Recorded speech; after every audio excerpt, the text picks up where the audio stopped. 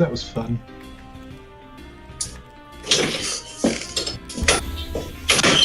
Okay. Ethernet is connecting, so my internet should be good. Is that Very everyone? cool. Okay, well, there's like 1 billion people online, so I hope that's everyone. I'm still trying to turn down everyone's volume to 30. Screaming in my ears right now. I'm so sorry. I tried to move my mic. Let me know if that's any better. I got pretty much everybody turned down now. Alright, Okay, cool I was beans. gonna say I can't really I think fix I that. cleared the cache on my computer or something and it just reset all the things I had done previously to Discord. Oh, that's never fun.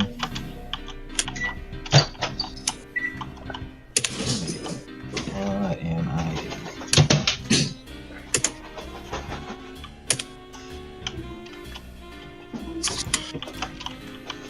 doing? Oh, god damn it.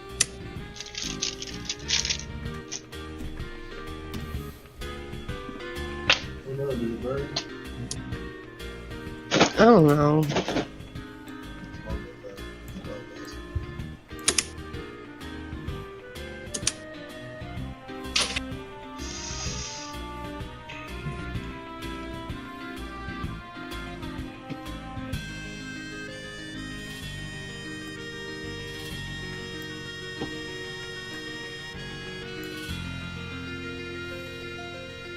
Okay, my thing needs a second to warm up, but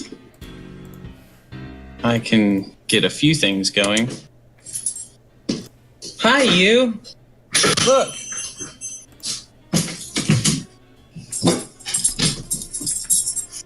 Ooh, the tattoo! Yeah, I know. Where'd that come from? I mean, I hope you know. I hope you were there for the 3 hours it took to get it. Did everyone get the thing that I just sent with the notes from the minutes from last game? Yeah. Sure did. I see it. Yarp. Okay. Cool. So, can anybody think of anything they want to cover before we get started? We're kind of just in the midst of a fight, right? We were in the middle of a fight. We were 3 minutes into the invasion of Tribor. I don't think there's anything we need to cover. It's all pretty. Yeah, I definitely can. I'm making a timer. I'm adhering to Oh no, did I just do something? doing Bleep. this, but I think somebody dropped in and out of, or out and then back in to Discord. A dryer. No, I'm doing stuff. Oh, okay. Because he was hungry.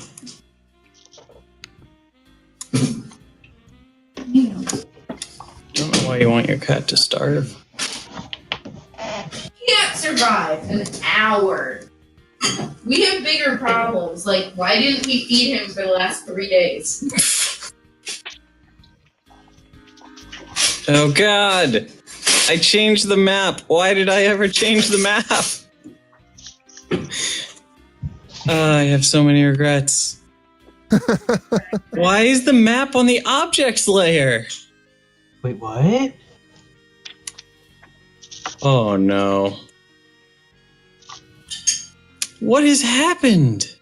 Technical difficulties. Okay, hold on. We need to start. Oh.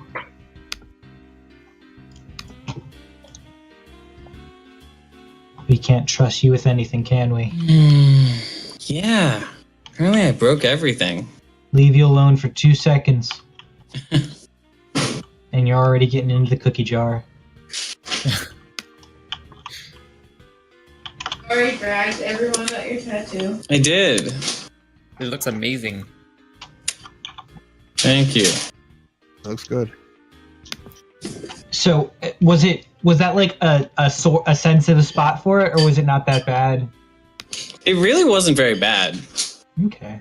Definitely was not a particularly sensitive spot, and the The line work part of the process was like almost painless. It was like kind of felt good. Like it was not bad at all. Okay. The shading part of the process, which we only did a few minutes of, was like more painful, but like, yeah, it's not close to like actual pain. Okay. I think coloring it in is always the really bad part for most people. Yeah, that is. I think that's supposed to be the same thing as shading. Yeah. All right. So we are at the top of the 3rd minute of the attack on Tribor. 3 of our folks are sitting on top of the building in T6 because I had to go in there earlier. You tell me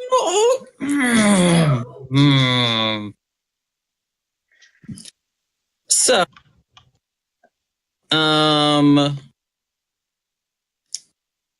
some of you are on the top of T6. Wex is up in this area east of town, just a bit north of the people standing on top of the building. And Lunara is on the west side of town, stealthed up and scoping out those enemies, getting ready for a fight. So, unless anybody, wants to interject, I think the orcs go first here and just sort of kick things off. Real quick, I do have one thing I just noticed. I used a health potion at the end of my turn last game, right? Where is Venitus? Where are you on the map? Up by T18. Up at the top of the map? Yeah. I'm pinging. Ah. I just noticed my health. I do not remember you taking a health potion, but there was so much going on. That sounds vaguely familiar. If you think that you took a health potion, then certainly you can have done that. Just make sure to actually remove it from your inventory. Yeah, I think I did take a swig of my health potion at like, because one of my turns I literally just spent like flying around. Mm-hmm. Yeah. So I'm just gonna do that real quick. Okay.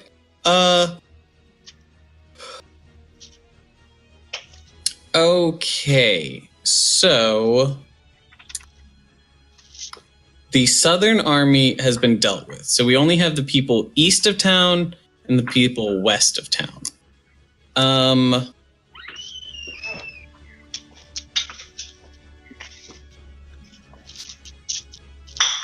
So 2 of the people west of town are going to move over here to the northeast-ish direction, and they are going to be so there's like one person who is outside of their home that is, heading out to investigate what's happening. They see this person, they start chasing them and, yelling and basically try to scare this person into their home. And I think they just succeed. So those 2 are a unit. One of the mounted units is going to charge forward and is going to try to break down the fence into T3 and start exploring that area. And then these 2 are going to head to the south and just keep their eyes out for any civilians. And if they see any civilians, are going to attack them. So, yeah. All right. So that's where those guys are at. These people. Venitus, you've been leading people into that church area in T17, right? Yeah. Sorry. When I rolled, do you remember if this 2d6 plus 4 was me healing? It probably was. Okay. All right. Then I think I healed. Then we're good. I just marked it in my character sheet. All right. But yeah, Venitus has just been funneling whoever he can to safety, wherever is safe. So probably like either in the church or like just down this road to like one of these two barns. Okay. Well, since you have gotten those people out of the way, these guys are going to try to seal off the road to the north of town. They're not really interested in chasing down stragglers. So they have gone that way. These people are aware of a bunch of people that have been attacking them. And so they want to deal with that. I'm having a hard time following where you're at just because the map is pretty big. Yeah, I have it zoomed like almost all the way out. Yeah. Last I really followed, those orgs or orcs were trying to break through T3, but where is Venitus at? He's way north. I'm up here if you can see my ping. See your ping. Yeah, over by F. Well, there's a bunch of Fs. F just means far. Oh. T17. I'm not gonna lie, I didn't notice that either. T17 and T18 are the two that he's standing between, and they're sort of in the like north of town. I see it.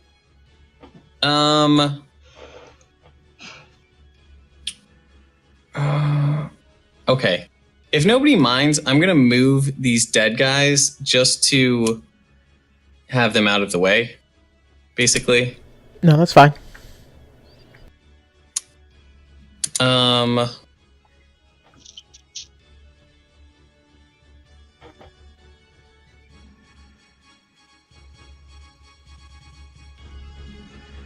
Okay, so Wex.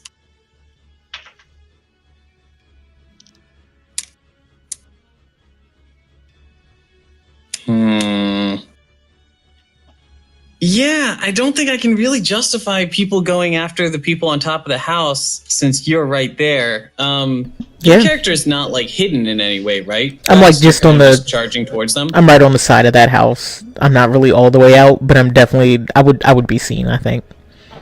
Okay. Well, thankfully almost all the enemies on that side are dead. So this guy's going to charge you, and he's going to blow a horn as he goes to kind of summon reinforcements who are going to come down from the north of town and are going to join you, but they'll get there in, let's say, the latter half of the minute.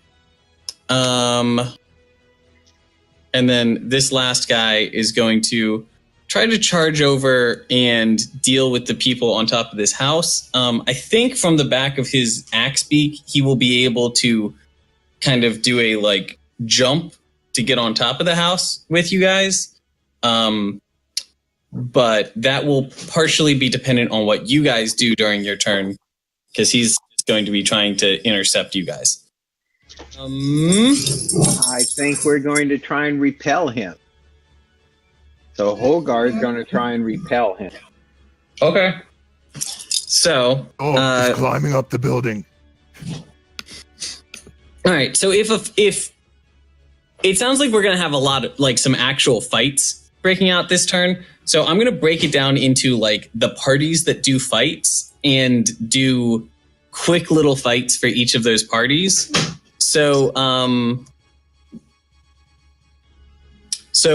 Hogard is going after this orc that's coming after him.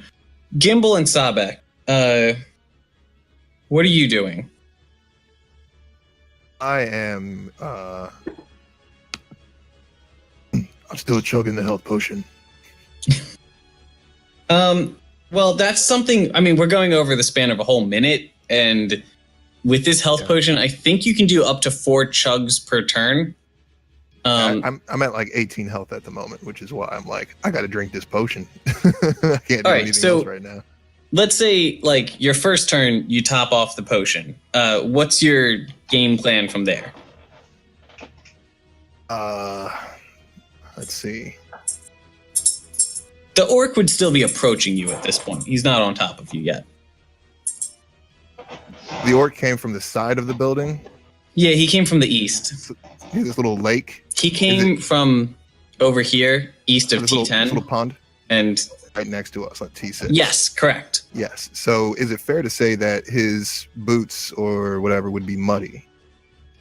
He would be adjacent to the pond, but we're looking at a pretty big scale here, so I think he can easily fit between the pond and this tree in his approach.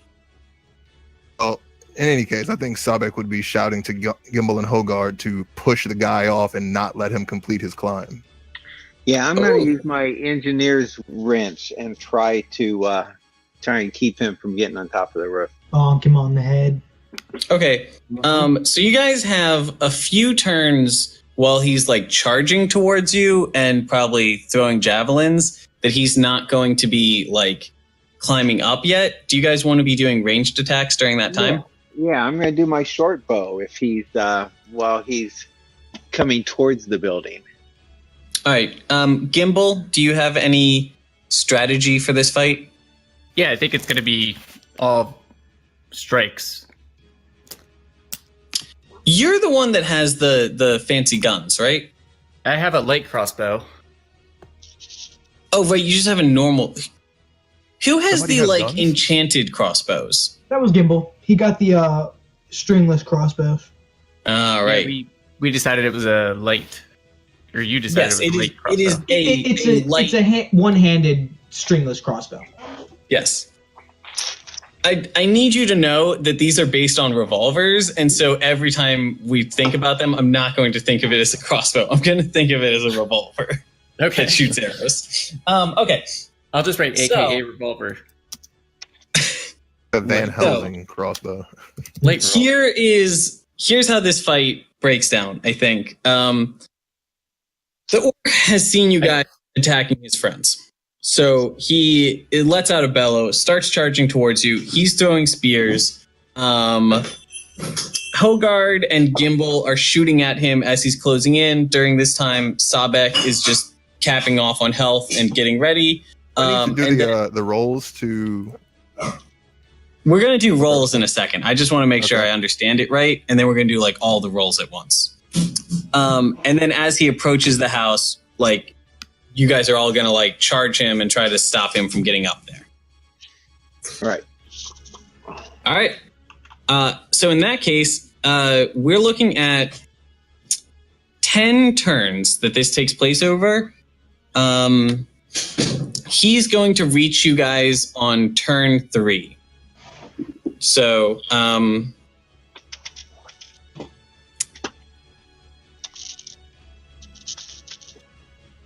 right, let's do the first 3 turns. So the first 3 turns are going to be ranged combat, healing as he closes in on you. That sound fair? Yeah. It's good. Yep.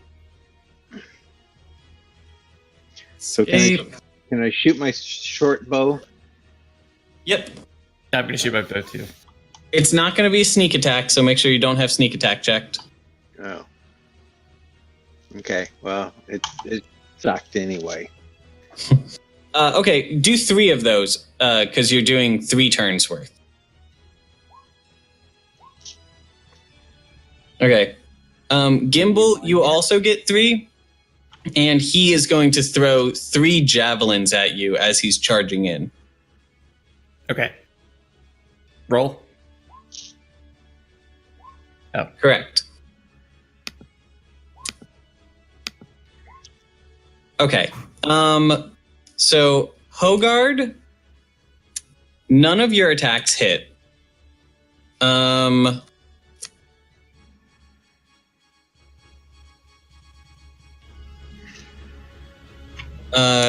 He was attacking the closest one to him, which would be Hogard. So I think only the 18 hits. Yeah. So Hogard, you're going to take 9 points of damage as he throws 1 javelin at you. It skids off to the side. He throws another and it hits the building at your feet. And then he throws a 3rd one and this long javelin hits you in the shoulder and sort of knocks you back, and you have to pull it out. Question. Yeah. Is this something Venitus would be able to see happening from the air? You're in the air? Yeah. Then yes, but I don't know that you could easily get down to them in time. Okay, well, I mean, if it's just, if I can, I'm gonna fly and help them out at any point. You should in time, fly and help Wex out because Wex. he is much closer to you, and he's somebody you reasonably can reach in a turn or two. Also, I'm pretty damaged, so I could use the support. I will be there after this little exchange then. Okay, so Hogard, none of your attacks hit. Them just fly wildly astray and bury themselves in the dirt. One of them flies true and hits him, but it just buries itself in his plate mail, and it's not any kind of threatening to him. Gimble, you shoot 3 times with your crossbow, so you shoot, and there's this blast of magical energy that propels the arrow forward.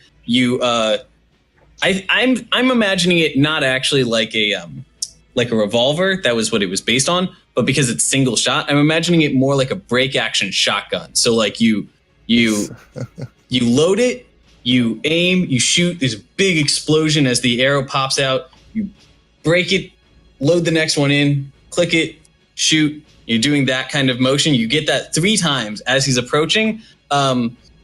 First one, just like with Hogard, the arrow hits him, but just bounces off of his armor.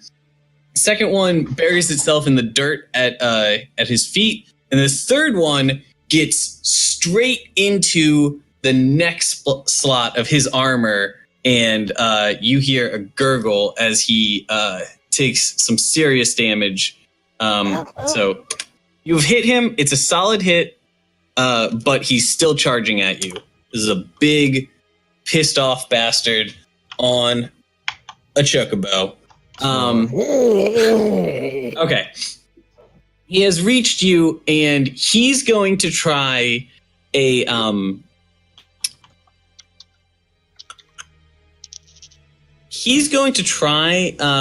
an athletics maneuver to jump up the building, and if he fails that, he's going to break into the building and look for a way up to the attic, and then try to like smash up to you guys from there. So first, we'll see if he succeeds at his acrobatics. So God, I hope he gets like a nat 20. He's doing this. You guys take now or after he does this. You guys take 1 round of attacks at him, however many you can do in 1 round. And if you hit him, he will have disadvantage on this roll. That is his acrobatics attempt to climb.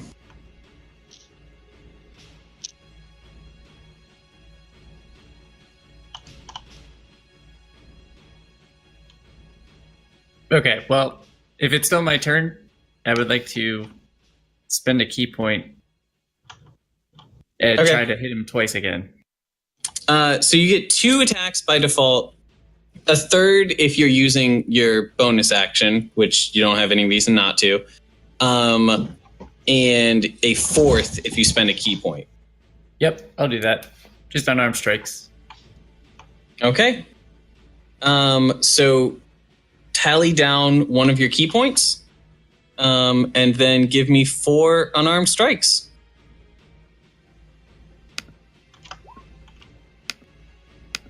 Hogard, go ahead and do an attack with that wrench, and you are going to have advantage on this attack, and it will be a sneak attack. Okay. Gimble, all 4 of your flurry of limbs that go at him, all 4 of them he effortlessly deflects with his arms as he's climbing up this building. However, Hogard, to everyone's surprise, effortlessly just swoops down and dings this guy on the head with a wrench for 16 points of damage. Yeah, you slam this guy's head in while he's distracted. That hurt. Good job. He felt that. All right, Sahbeik. Do you want to try to finish him off while he's climbing up? Nah, I was gonna just spend my time healing, like I was saying. Okay, so you had 3 turns while he was approaching to heal, so you should have plenty of... Oh, shit. Why did it just say rolling? Don't know. I tried to copy and paste what I did last time to... Okay. It's /R. Wait, or is it /roll? I just do /R. Both probably work. Okay, yes, /R does it.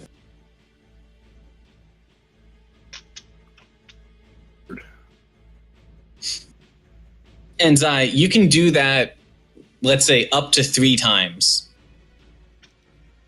Alright, so you've got 18 health. 3 times. I'll do it twice and then throw a javelin. Okay. Okay, so I'm going to edit your character's health. It's plus 38, yes? Alright, so you're almost capped off. Alright. Give 1 javelin throw, and that's just going to take up the time while he's approaching you. And then you're going to get 1 turn as he's trying to climb into the building. Or trying to climb up to you guys.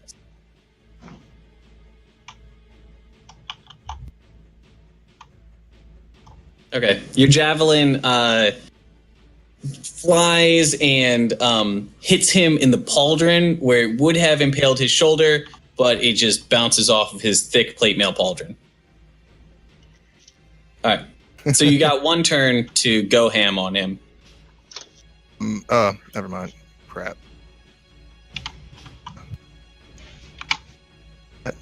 But it rolled anyway. Did you not mean to throw a second javelin? That second javelin, I was just going to do a base attack. Okay. With my greatsword. And you can attack twice per turn.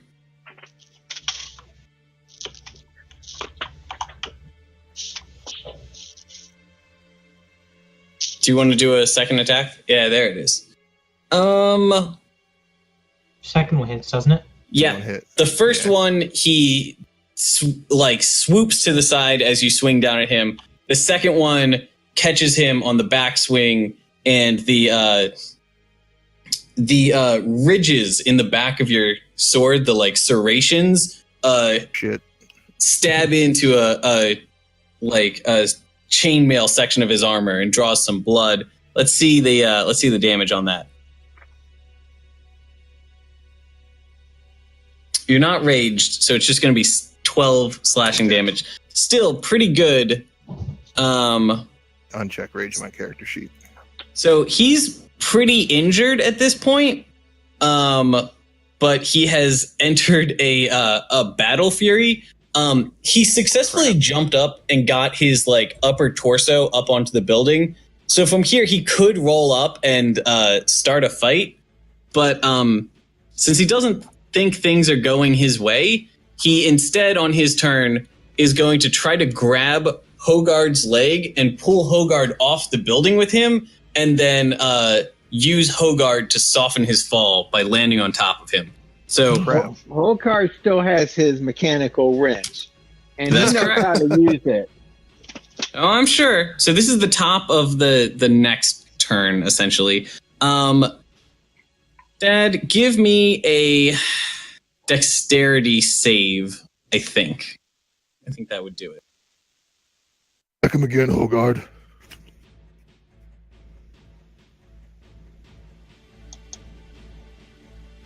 Ooh, not quite high enough. Okay, so this guy successfully grabs you and is going to topple off the building with you.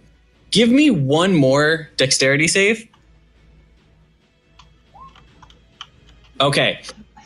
As you're falling, He tries to position you under him to take all of the damage and cushion his blow. You are able to squirm your way out, and so the two of you are going to hit the ground simultaneously, and you're both going to take damage. I'm not hanging on the edge of the roof. Oh no, he has solidly grabbed your leg. That was you failing the first save, and pulled you off the building. Even if you grabbed the ledge, this is a 300-pound orc in plate mail. You're not holding that ledge. I've seen your strength score, my dude. Well, It's nothing to brag about. I agree. reigns over brawn. I want to re-roll that because I wasn't sure if I should do a 10 or an 8. I'm thinking I should not have done a 10. Oh Lord. 15 sounds more accurate. All right. You guys are both going to take 15 points of damage. The orc, having previously thought he was going to have a nice squishy dwarf to land on, instead lands face first after falling off of a 3-story building, and he is just smushed. His plate mail squishes down like a pancake, and there's gore everywhere. Hogard, it's not so good for you. No, Hogard is, if not nearly dead, he's plain dead. So I'm just going to lay here and figure out what's going on around me for a minute. Gather my What is wits. life? So, I want to illustrate what just happened. contemplating what How'd I get got to me this point? here. Right. I want to illustrate what just happened. This guy's charging at this building. Arrows are flying everywhere in both directions. He jumps up on the building. He grabs Hogard's leg. He pulls them both down. He's killed. Hogard is lying on the ground. Hogard sits up an inch, looks around, and is like, "Fuck this! I'm going back to sleep." That's right. That's right. I'm just hoping to pass out.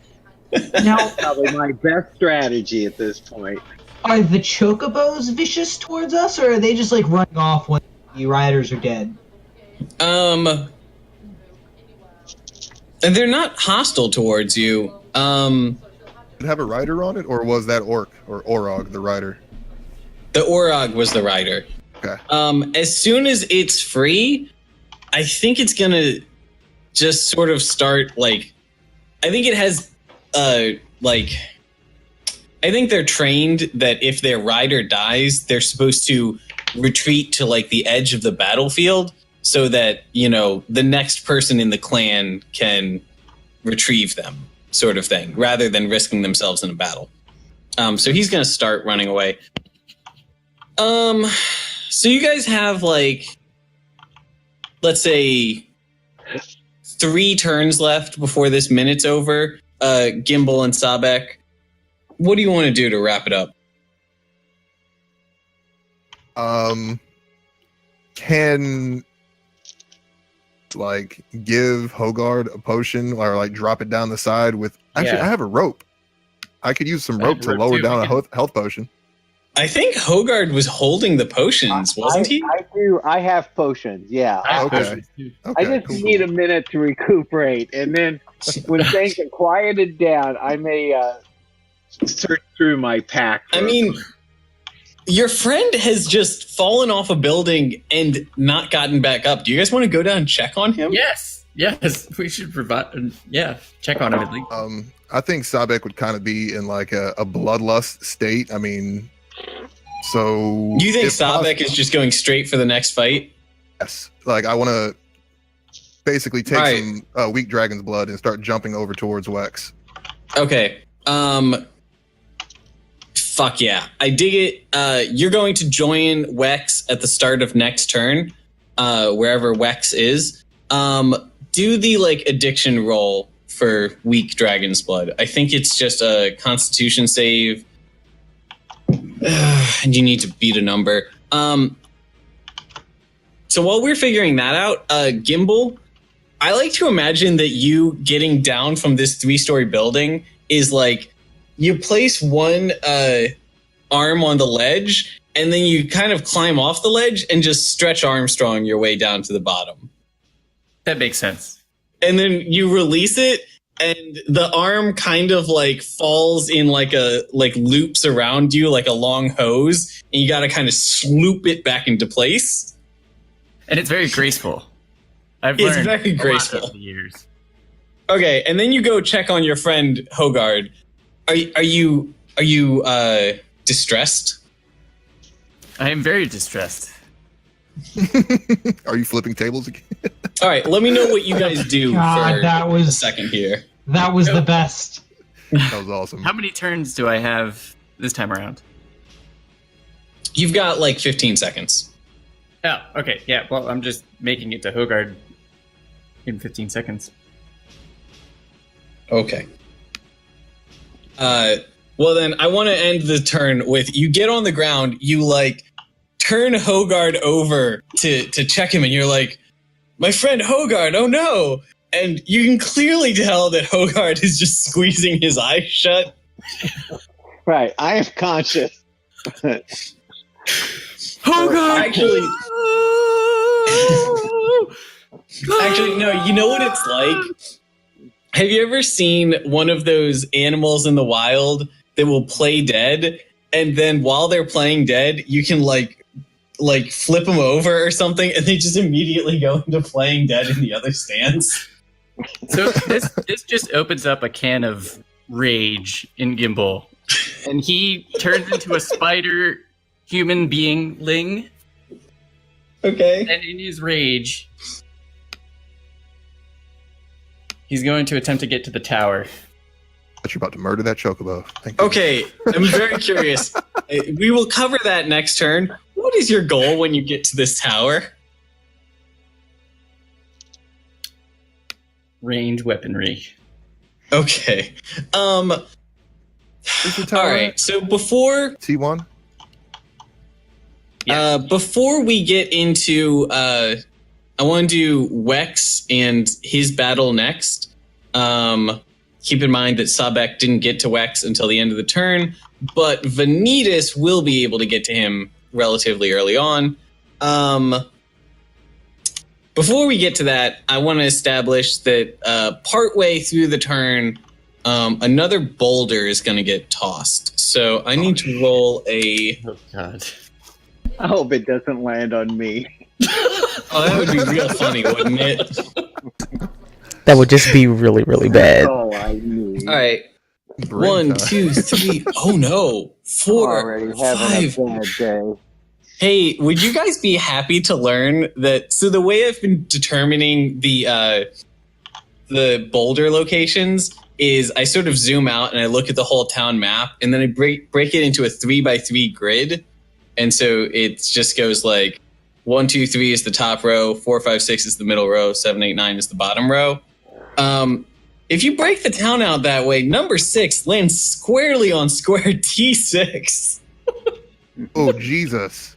So I need to retcon a little bit that in the middle of this battle, as all of this is happening, one other thing happens, which is that let's say as the Orog is jumping up to get on the building, you just see this ominous shadow overhead as a boulder.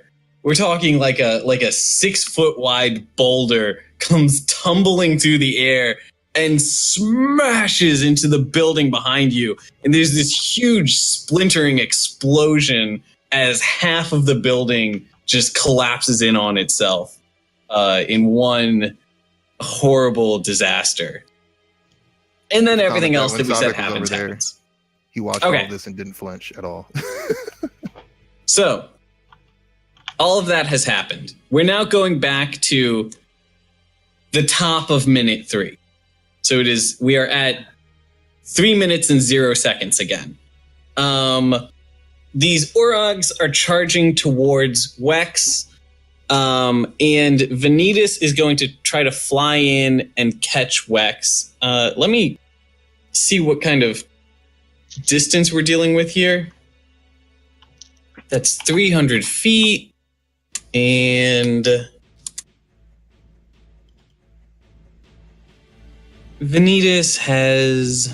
What is your fly speed? I think it's You have a fly speed of 50 feet. So you can actually get down there on your third turn. So okay. 3 turns in, you're going to meet Wex. That is right around the same time that the Orcs are going to close in on Wex. Now, and then Sahbeik doesn't join you until the. Am I able to heal while I'm flying? Like not if you want to get there. Not if you want to get there on your third turn. If you want fourth turn to get there, you could quaff a potion, but it would slow you down.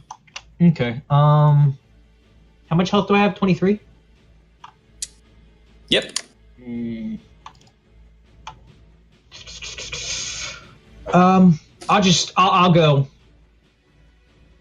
play hero. Okay. I won't take the potion just yet. Okay. Now, remember that these Orcs can be nasty motherfuckers. So they are they're closing in on Wex. Everyone sort of meets at around the same time. We have 7 turns left before the beginning of next minute.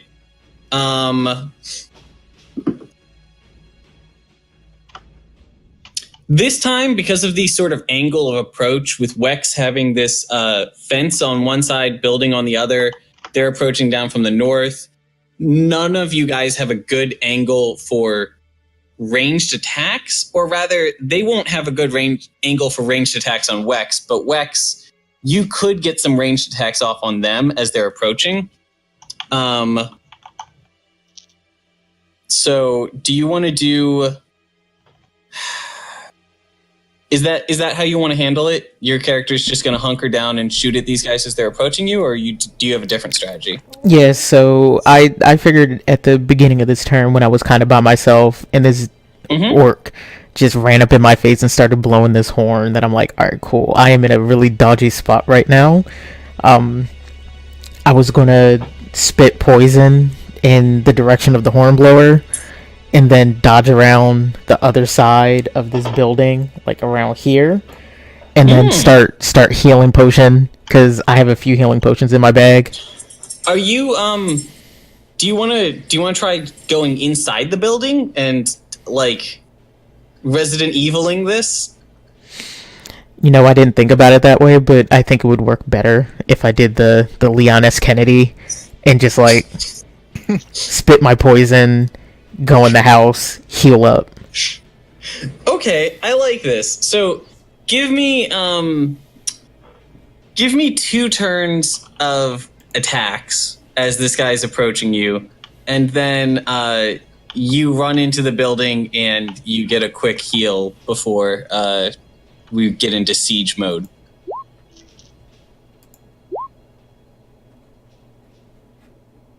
All right.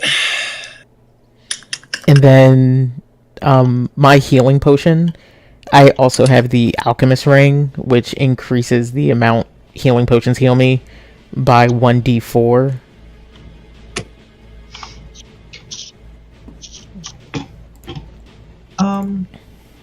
I just remembered something I gotta check real quick.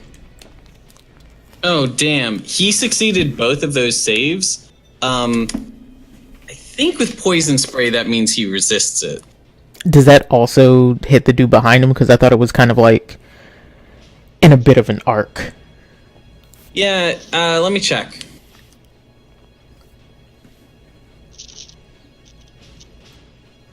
Yeah, because it says it goes 10 feet. I would imagine I got the dude behind him too.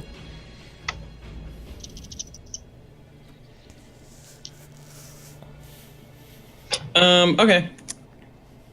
So I just remembered Venitus has the periaptive health, which is super convenient because he's squishy. But that is more of like long-term health. It doesn't help a ton in battle. It will help you after a battle to like recover naturally. It just means I'm immediately stabilized if I start dying. Yeah. Which is convenient in my head. These guys really wanted to just not get poisoned. Okay, yeah. So I'm glad I went in the house. All right. So Venitus, you're trying to catch up with your friend Wex. You see these people closing in on him. He spits poison a few times, and then you see him run into this building and slam the door behind him. Are there windows in this building? There are windows. There's one upper story window here on the peaked side of the house, and 2 on the ground floor. Okay. So this guy right here, Mm-hmm. I'm gonna fly down, do a dive attack, kick him, do my 2 attacks, and then use my bonus action to disengage in through a window. Ooh. I think I'm all right with it. I think it works.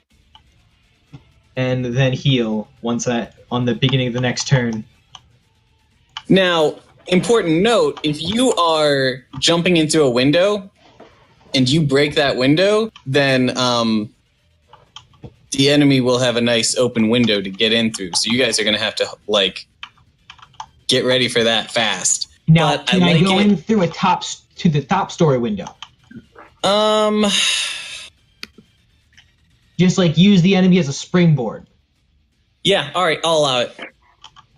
Because you're a birdman and springboard and you're doing I'm imagining this as not you go down, you hit him, you stop, you jump up. I'm imagining it as more of an eagle swooping. Yeah. Your momentum never stops. You fly down, bap him on the head, you Mario him, and then just keep your momentum going as you flip in through that window. All right, let's get an it's a me in here. It's racist. All right. Wait, I've gotta get in the Mario mindset. Yoo-hoo! It's a me, Mario. Okay. Charles Martinet would be so proud. All right. Now then, what am I rolling? Just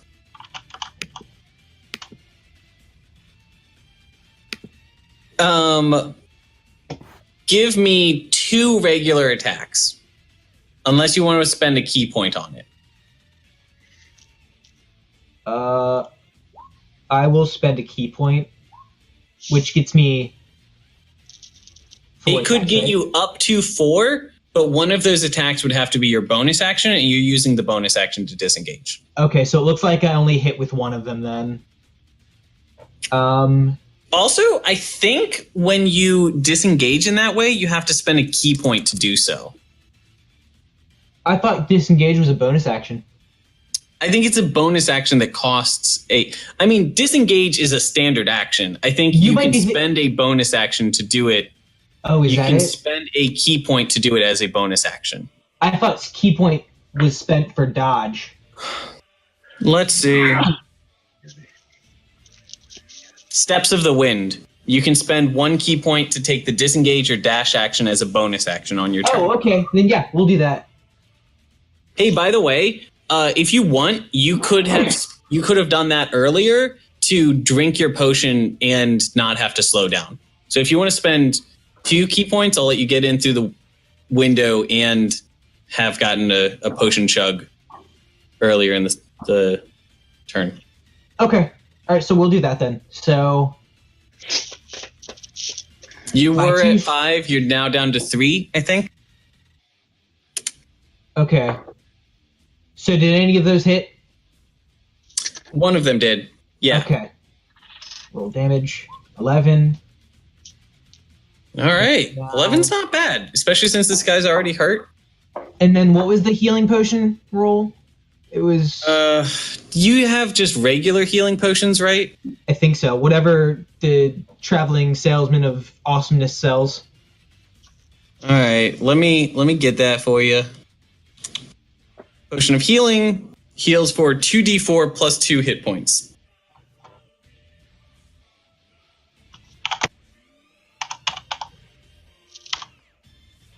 Okay. 9. So I want to like narrate this because I love the visual on this attack. You're swooping down to him very literally like an eagle, but then somehow before you leave, you get 3 attacks at him. And I think the way you do that is you kind of like twist your wings at the last second that gives you a little bit of spin, and then you like helicopter kick him. You just like pow, pow, pow back into the air with your wings. Like, and first kick misses. The second first kick kick like glances ducks off his his head out armor, of the way. and Second the kick, third kick just fucking like catches him in the jaw, and that's Yes. my springboard kick. beautiful. And then you get in through the window. Wex, you have just entered the building. You're trying to do your barricade stuff, and you hear a crash in the upstairs window. What do you do? I'm looking up and I'm just going, what the fuck? Oh yeah, he has no idea what I didn't let him know this was happening, so he has no going on. He had no way of knowing that you were coming either. Yeah, no, at this point I had already, like, spit my poison, decided about my hasty retreat, and was like, alright, cool, I have to chug this potion, because I don't know what's coming next. You have every reason to think it's an Orog that just got up there. 100%, but I really need to chug this potion. Alright, so from here we're going to go turn by turn, but I'm not going to tell you guys what the Orogs are doing until they come into play. Real quick, at the end of Venitus's turn, he like crashes into the bedroom, and he's just like, "I'm okay,"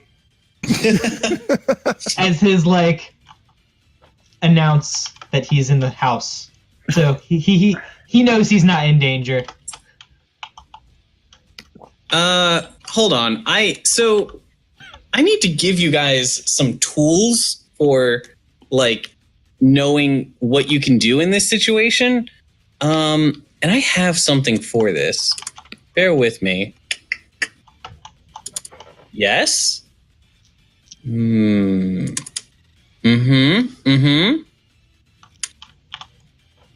that's not bad.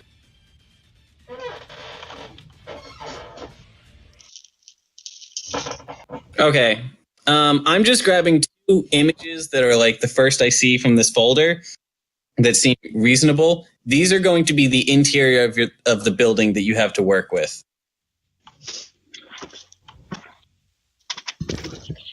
There's your first one. That's the ground floor. And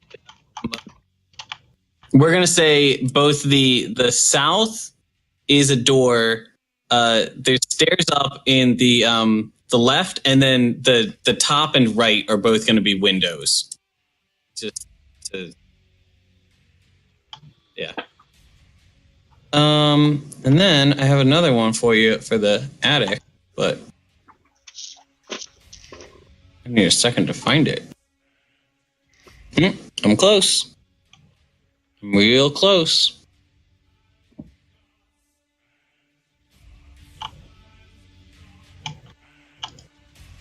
Yeah, that'll do. And Venitus, this is what you're looking at for the top floor. So, how do you guys go about your siege defense? Venitus, oh wait, let me...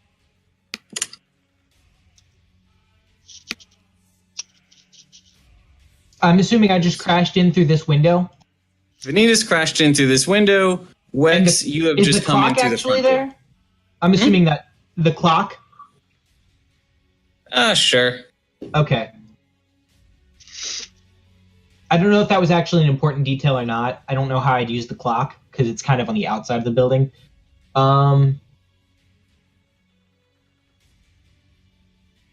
Okay. So what's Wex doing first? Let's hear his input because I'm thinking. Yeah, I'm mostly in my head after hearing the loud crash upstairs and just like, what the fuck?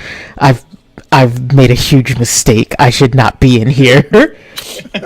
And I start slamming the boxes that are next to the door, just right in front of it, just as fast as I can. All right, give me a strength check. I shouldn't have said Go ahead that. and make a strength save if you're proficient in that.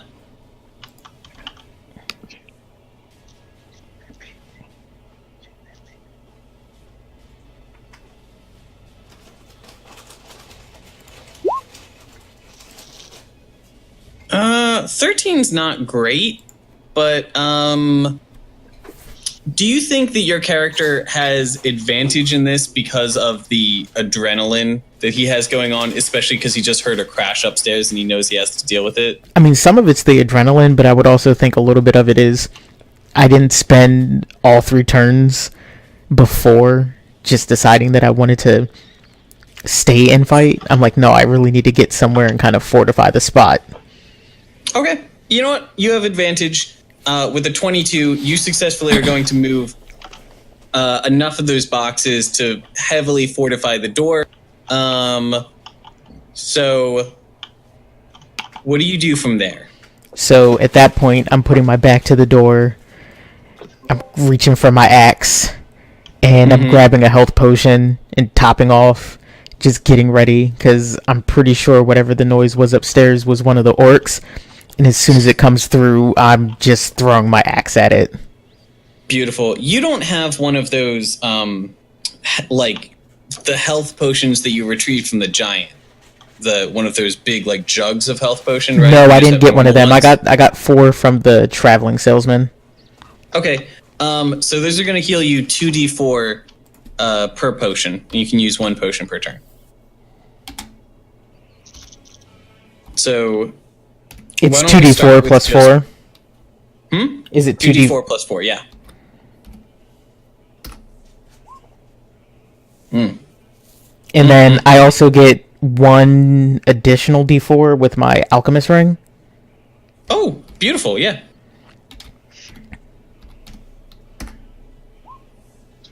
Fuck yeah, okay, that helped a lot. Cool, I'll take that. Good and ring. like as I'm just straight chugging this potion. Like my one hand is like firmly gripped on my axe, while like in the other hand, like I just have like this look where I'm like I refuse to close my eyes while I drink, and I'm just staring at the stairs and then staring like darting back and forth, like it's going to happen somewhere, and I know it's either from the stairs or the window, and I'm going to kill whatever comes in, whichever one happens. All right, that's what Wex is doing. Venitus, what are you doing? You've just crashed in through the window. You know that Wex is downstairs. Do I have anything like oil on me or anything like that? Oil? Yes. Does your character have dark vision? He's got an ability that can make him use dark vision.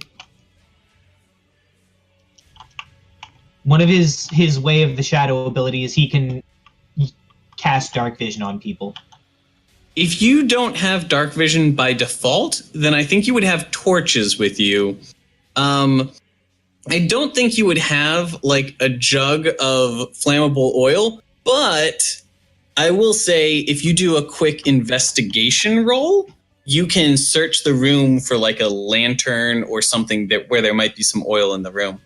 Okay, so we're gonna investigate this room right quick. Oh, good investigation. Yeah, you look around and it's not on the bedside where you would expect it, but in the drawer underneath the bedside, there's a big old oil lantern. Okay, I'm soaking a comforter in oil, lighting it on fire, and throwing it out the window at one of these frogs. Okay.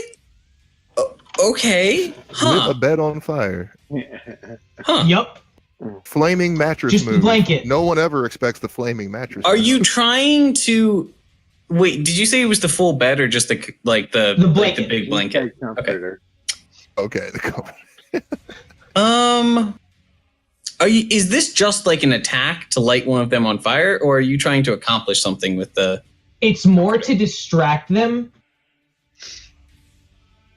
Fuck yeah, I love it. Possibly hurt them. Roll a wisdom save. Just a straight up wisdom save. This is going to be you acting under pressure.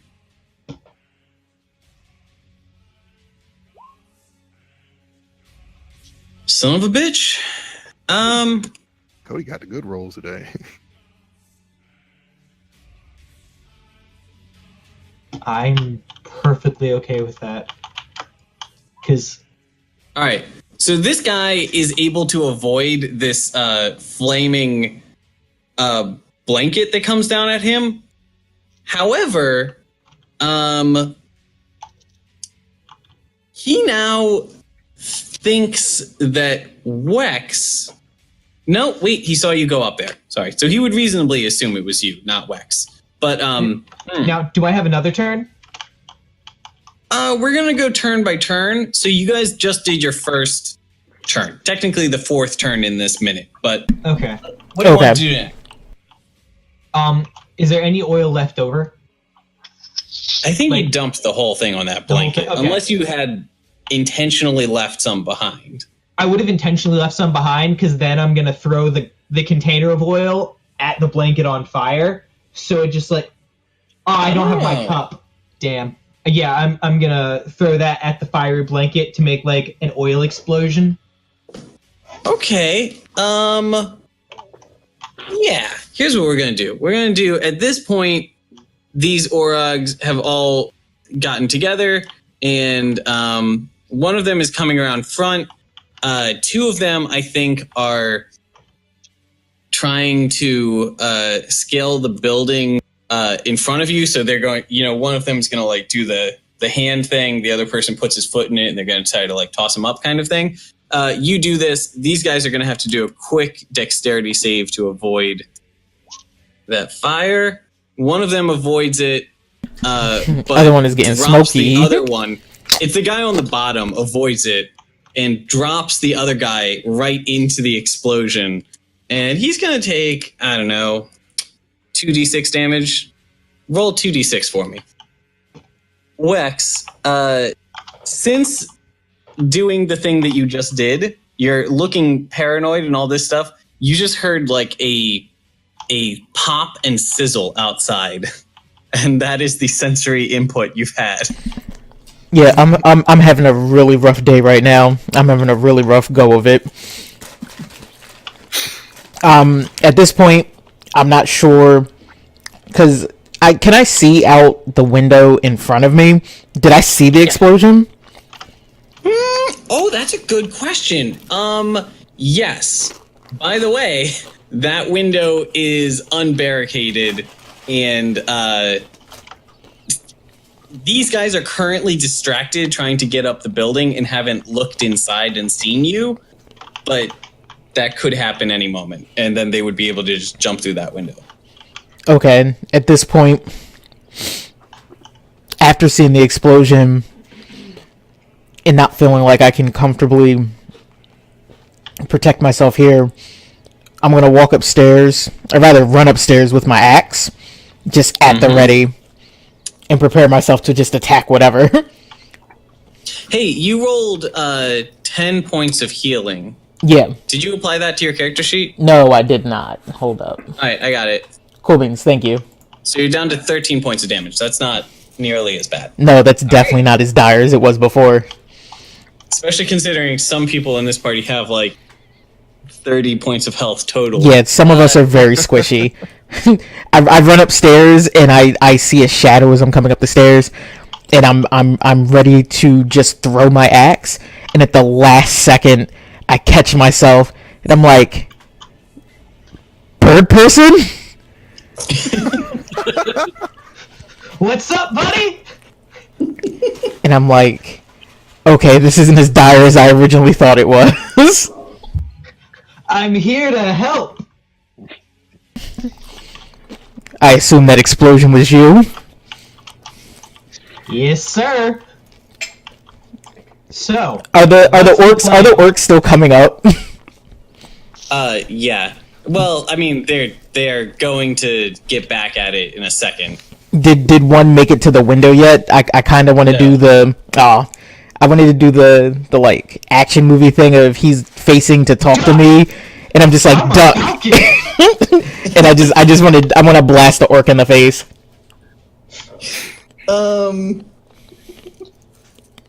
You know what? Fuck it. Yeah, we'll say that happens at the top of the next turn. We're at top of turn 5. Okay, is turn 5 or turn 6? Been tossed up to the balcony. He's gonna do just effortlessly do a crunch up onto that balcony, and you can tell that this Orog really has been working his abs, and it's just very in shape.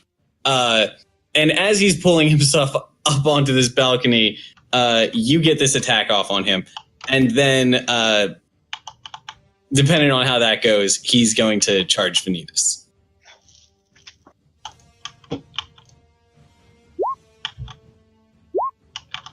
So does Hogard see all this going on?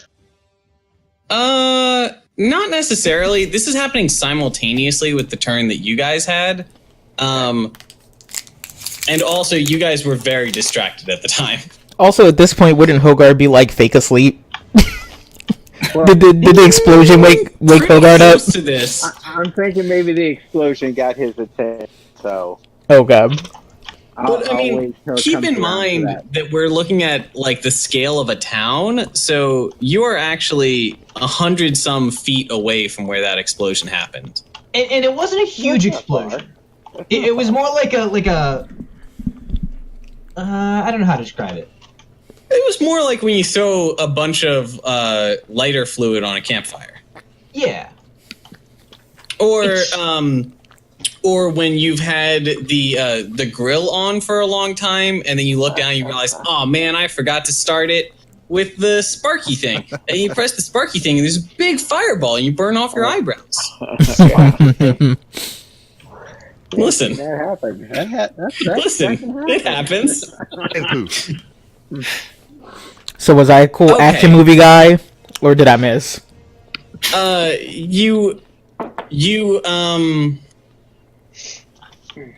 I'm just happy he didn't get any nat ones. Because this guy is not in dodging condition, this guy is currently like mid ab rippling crunch. He's not in a good position to dodge, so he has disadvantage on both of those attacks. So both of your attacks hit him. Let's see some damage.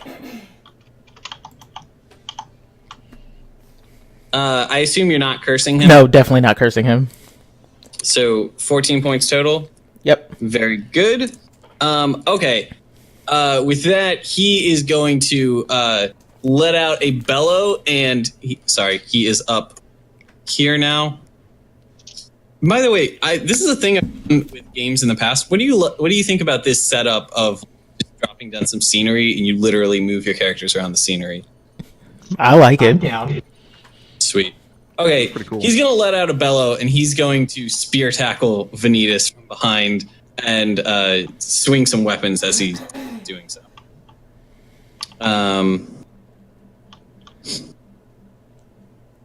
Oh, actually, so he's going to spear tackle Venitus, get 2 swings on him. Venitus, both of those hit, yes? Unfortunately. Okay, and then he is going to further in a move that you would not think possible given like the stuff he has just done. He moves with almost supernatural speed and is going to close in with Wex after Venitus has been disoriented. Venitus, get an attack of opportunity on him. It's going to be 1 attack, and you're going to have disadvantage because you just got spear tackled from behind.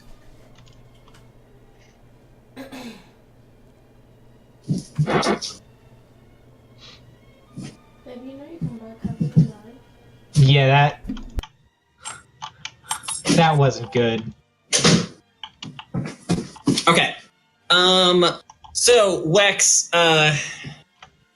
this guy's just closed in to your face after you shot your attacks on him.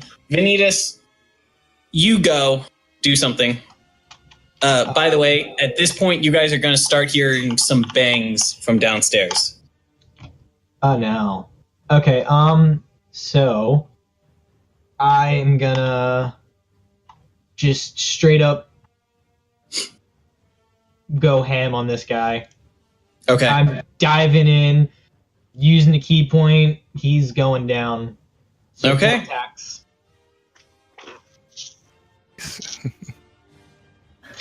One hits. Yeah, 1 hits. Dang. I will say this is a thing with monks. at least this was a big thing in Pathfinder, is that they don't have the huge numbers that other people like fighters have that let them, hit the big damage and hit that often. But boy, do they machine gun. And so even if just 1 in 4 attacks hits, at least that's something.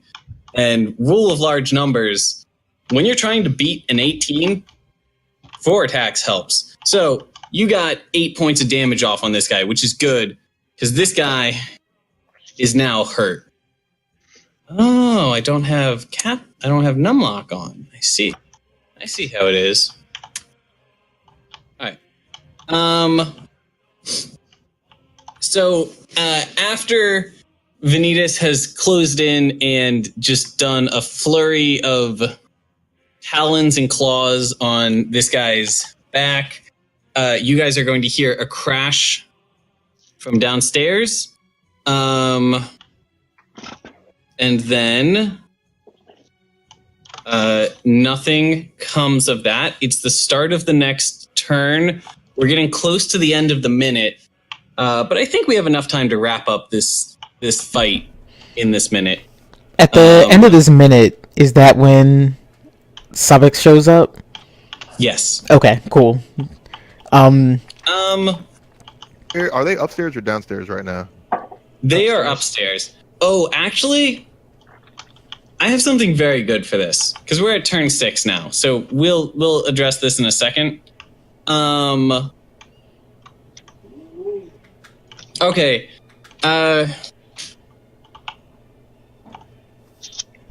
Wex, Venitus, and Orog. Some attacks are going to happen.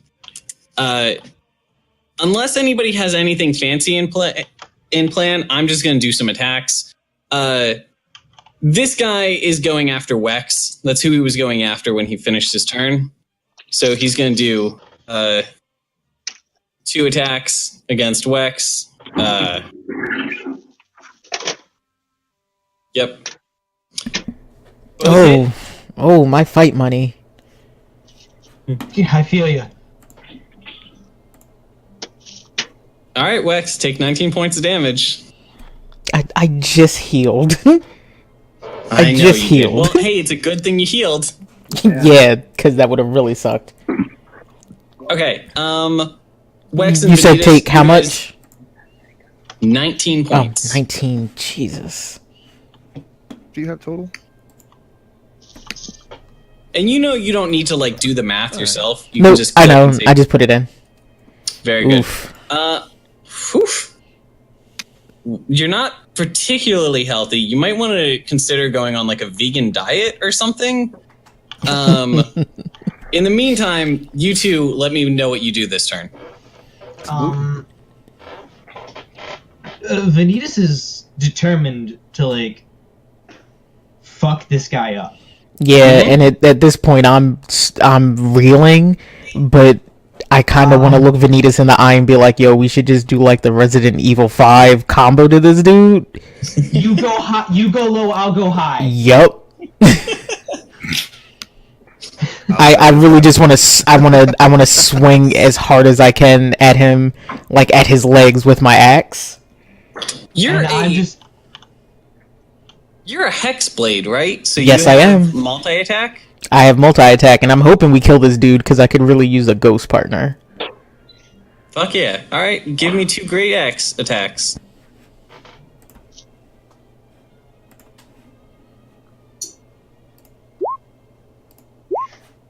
Oof! Both hit. Fuck yeah.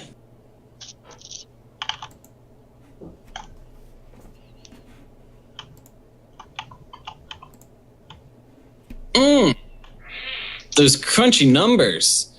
There we go. Venitus, let me see your... Well, alright. We're going to go ahead and let him get the kill. And then we'll do your spectral thing in a second. Venitus, what do you do after your friend has just double chopped this Orog and left him... Okay, this needs more fanfare than that. All right, this Orog rushes at Wex. I'm still saying I use my attack. We're doing the he goes low, I go high. So, like, regardless if my damage helps at all, like, he's already dead, but that's what happened. We just tag teamed. Okay, you tag team him. He's taking one hand to swing his axe. I'm drop kicking him, and we're just high fiving with our other hands. Oh my god. Oh my. I'm actually into it. All right, so good. Orog is dead.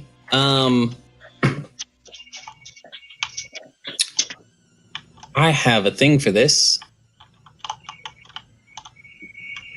What are these houses made of? They're mostly wood. They're like log houses. Okay, so it's like thick wood logs. It's like redwood to withstand this kind of beatdown. Hey, so we're currently looking at the end of turn 6, and at this point, you guys are going to hear a commotion downstairs. Do you want to give me a perception check to figure out what that commotion kind of sounds like?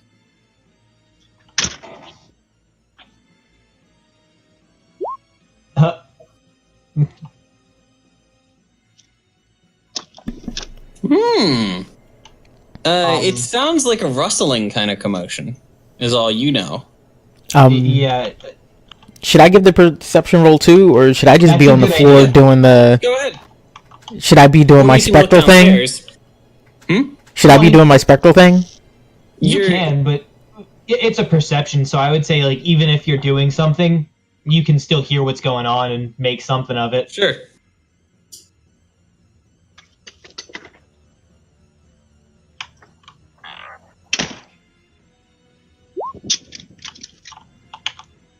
Nice.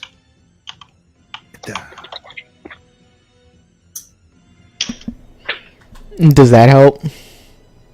That does help. You are actually intimately familiar with this because you heard this sound not too long ago. It sounds like somebody moving a bunch of boxes downstairs. No, not my boxes. And you're going to hear some banging on the door. There's our stats on Accursed Spectre in case we need it. He is next to you. He has stats. Oh, okay. In fiction, though, I want it known that I got down on the floor and I had to do the chant from Chucky in order to bring the Spectre into the world. Okay, very good. Hey, Sahbeik. Anything but that. Around this time in the turn, Hogard has just fallen on the floor. You are in a blood rage, and you have just quaffed a weak dragon blood.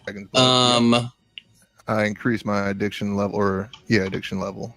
I don't think my roll passed. Okay, thank you. It only went up by 1 because it was weak dragon's blood. And go ahead and roll a d5 for me.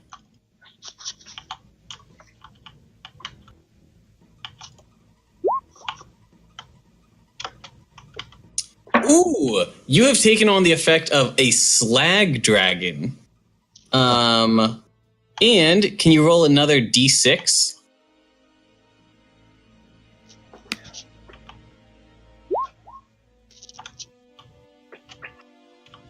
One, two, three. Okay, fuck yeah. You have dragon's breath.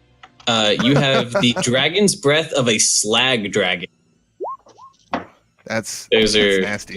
That's helpful. Nice. So, Sahbeik, you have jumped off of this building and are kind of charging across the street.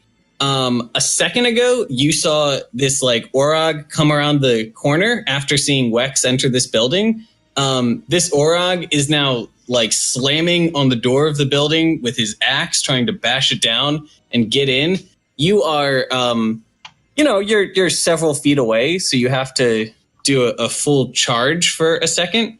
But after a second of slamming into this door with you charging against him, The Orog's totally distracted. He doesn't see you coming. Suddenly, the Orog seems very satisfied, and the door swings open, and he's about to let himself into the building just as you catch up to him from behind. What do you do, Sahbeik? They're on the top floor, right? They are on the top floor. Although you don't necessarily know. Yeah, you wouldn't know that, fam. You just That's know why that I this ran over there Orog because has I just was gotten in on top of the building and I saw Wex over there by himself. But they have been inside the building the whole time. Right. Okay. You saw him run into the building. You just don't know where he's in there. Yeah. He's distracted, right? He's totally distracted. You're standing behind him. You're going to have advantage on at least your first attack. I think Sahbeik would shout something along the lines of, "Hey, you ugly warded piece of shit," to get his attention. And then he would blow dragon's fire all over him. Which is good, because this Orog turns around with a look of surprise, and then another Orog pokes his head over his shoulder with a look of surprise, and he's kind of holding a box. Shit, where's my dragon's blood at? Or dragon fire? There it goes. They have to do a save, right? Dexterity save.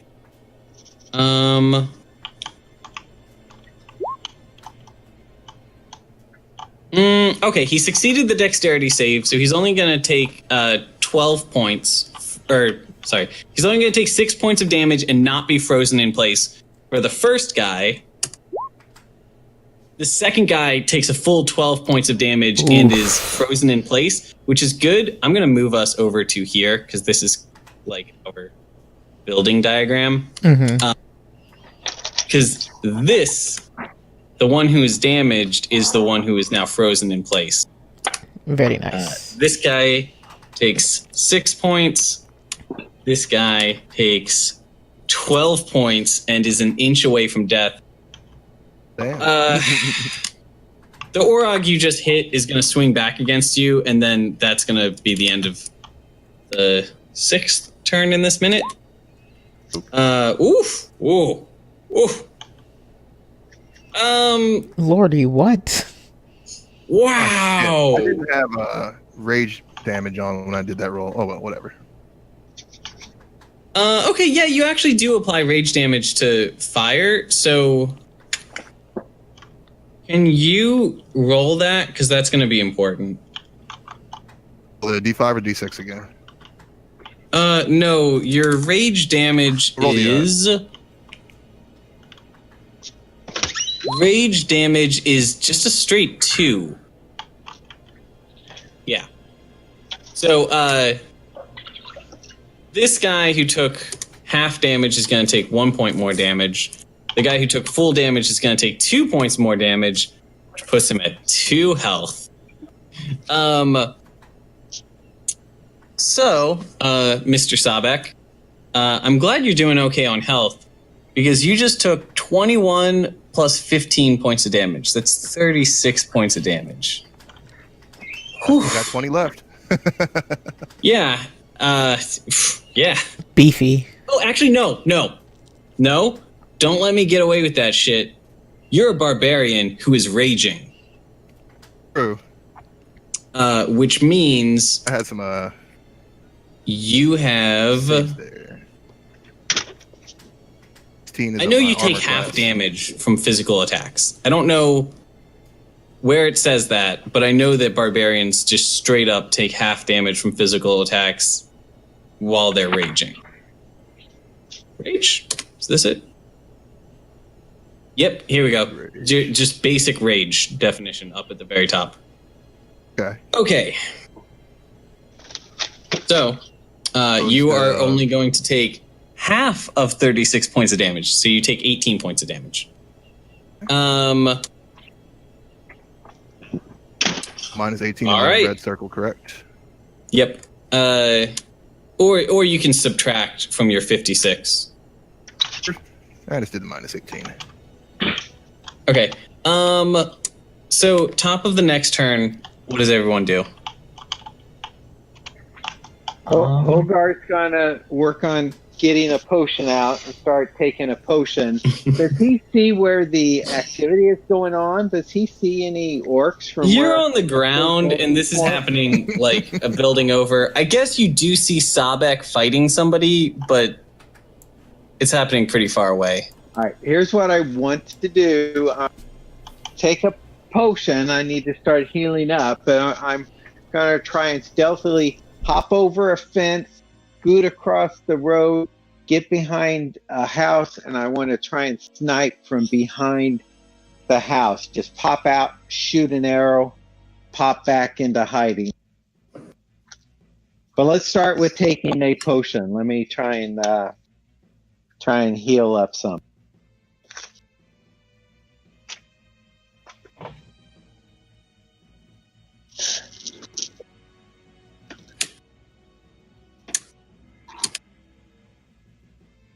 What do I need to do for healing?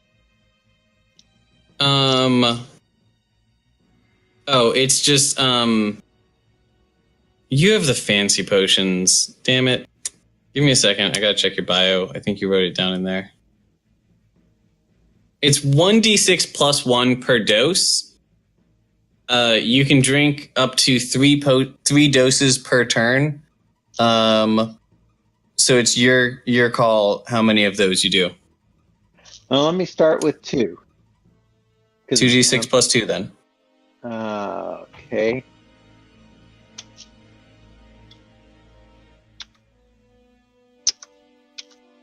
Like that? /R before it.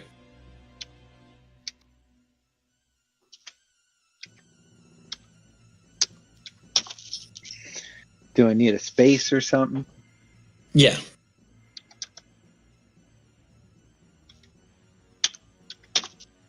All right. There you go. 9 points. All right. So I'm So gonna that's take your that first turn. 9 points, and all right. So when I have a chance, I'm gonna start So- moving over there to attack.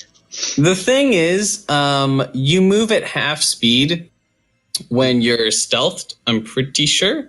Okay. And you need to make it 60 feet to get to that building. So it's going to be 4 turns before you can get there. And then it's just going to be the start of the next turn. So Okay. I will say you get over there and you can take, a few more turns of potions if you want along the way. Okay, so let me just say, looking at that, I don't know where everyone's at now, but yeah, that's kind of where I want to be. This is the behind building that everyone is in. So if you wanted to be behind a building to snipe at it, that's about where you would want to be. Are there any orcs out? Are they orcs or goblins? I guess They they're are orcs. Orogs, which are like Urukai. They're All right. like super orcs. Are there However, any that Dad, I can you're not see going to in the be open? there until like the way end of the turn. So probably these guys are all going to be dead by the time you get there. All right. Well, let me do another potion then. Okay. You do some potions. People in the house. It's the start of a fresh turn. There's some screams downstairs. It's like, oh, what is this stuff? I can't move. My legs are stuck. Wait, We need just more of just this. like These that? voices are fantastic. Are these Orokai Southern? Oh yeah, that all makes me feel Urukai are southern. So Zai, Rubs. I think that the one who's in good health is going to take a sidestep and try to get a swing at you. And this is just your traditional like Dark Souls style. When you're fighting somebody, you're kind of like circling around them and trying to reposition. So he's circling around you, trying to get a good angle as he takes some swings at you. And then while he's doing that, the guy who's currently stuck in place is going to pick up a box next to him and try to throw it at you. So we're going to say it has the stats of a javelin, but this is canonically just a crate. The box. Jesus, that's a strong box. That is a really strong box. The Yeah. mightiest box. How that was hard ever did he boxed. throw it? Get into this box throwing game. I thought the dude was covered in slag. 2 health. He is covered in slag. Man, he's like, I'm gonna die doing something cool. By Apparently the there's way, some you slag on only the take box, half too. of that damage. So that's actually only 5 points of damage for you. Okay. Keep in mind the damage you took before, because I don't think I see it updated on your character sheet, Sahbeik. So far you've It was taken minus 18, so minus 5 is minus 23. Yeah. Again, then. Oh, there it is. Yeah, I see it now. I didn't see it before. Okay. And now, Somehow. do you want to get an attack before the other orc goes against you? I mean, which did the box flying towards me and the dude trying to sidestep me occur at the exact same time? The dude sidestepping you made a path for the guy in the doorway to throw a box at you. Okay, so WWGD. I'm gonna go ahead and do this guy's attack. What would Guts do? Swing his great sword in a wide arc, hopefully connecting with both the box and the orc next to him. If you get a crit on this, I will undo the damage from the box. Please get a crit. My great sword, right? Yeah. Hey, you have 16 AC, so his first attack hit as well. So, ooh.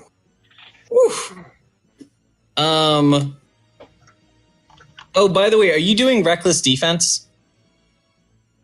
Let me look at my character sheet real quick. That means you have advantage on all attacks, but you have disadvantage against all attacks. I wasn't doing reckless assault or anything. I didn't call that out earlier because I wasn't trying to. I mean, that. I did that against the I orcs. assume that you're always doing it because since your character takes half damage, it just kind of makes sense. Okay. So in that case, your attack would hit, but also you got hit by both of them. So you take half of that damage. So you only take 15 points of damage from his 2 great axe swings, and then you hit him with your first swing. Go ahead and do a second swing as well.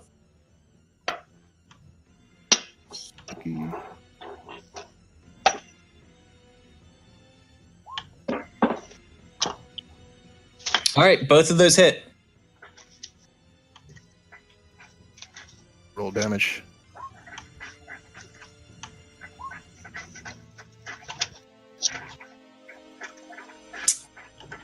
Phew, that's some crunchy numbers. That is 29 points of damage. Hey. All right, so he's not Sahbeik would he's be not laughing feeling while this is particularly occurring. good. All right, Wex, Venitus, and Wex's new sludge monster. What do you guys do? Birdman, let's go investigate downstairs. Sounds like a terrible idea, but I'm in. It's cool, I'm sending the Spectre first. Slugma, go. Okay, Slugma goes downstairs. Slugma. I have to check, because I legitimately don't know if this thing can talk to you. I mean, it says it could follow any of my basic commands.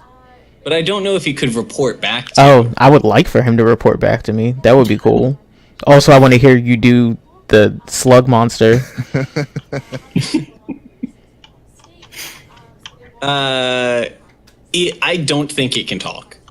But what it can do... It can attack, can it? It can attack. Oh. So it is going to... When I say sludge monster, I'm really talking just ghost monster... Fuck. Ghostbusters. I'm totally imagining this thing is like a Slimer. Okay, yes. So he Slimers his way downstairs. And then he is going to Slimer his way back upstairs. And... Oh, boy. Hold on.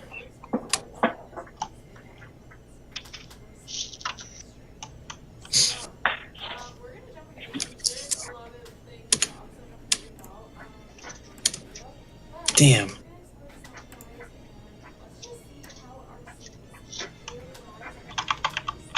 Okay, that's not gonna work.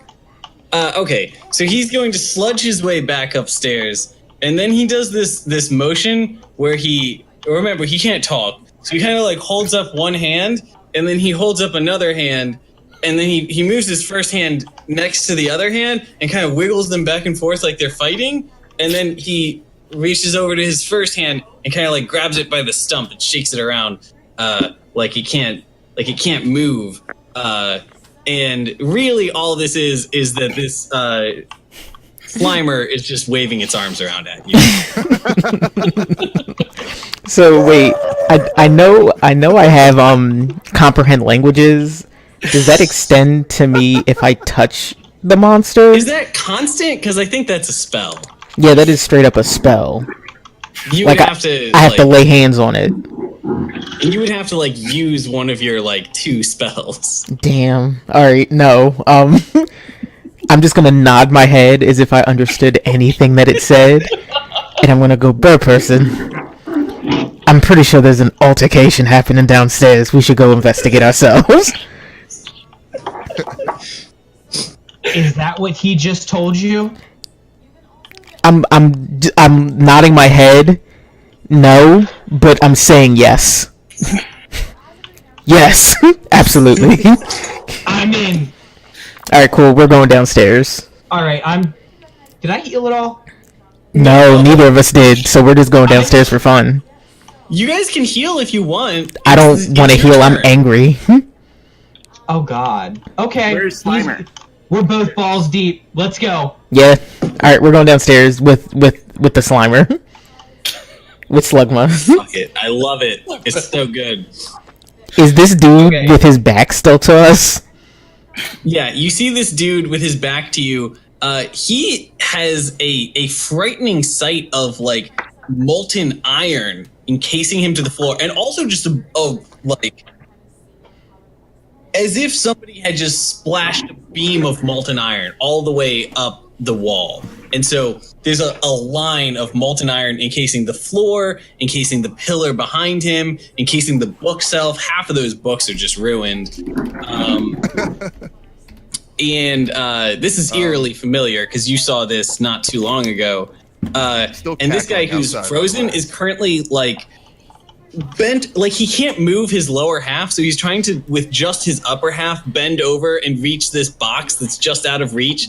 He's like, "Oh, come on, man, I need this box." And he's just starting to get it in hand as you find him. It's still your guys' turn. Yeah, no, I would like to command Slugma to use an attack. Okay. I don't have a hat on, but I'm gonna take my imaginary hat and switch it to the back, like I'm wearing the cap backwards, and I'm gonna say, "Slugma, go! You sludge bomb!" Okay. So I think his only attack is life drain. Okay, cool. He can do that. Okay. So he's going to reach up to this guy. He's not in sunlight, so he doesn't have disadvantage. Target must succeed on a thing, or a thing happens. I'm pretty sure this guy's fucked. I think this guy... Actually, he succeeds on that.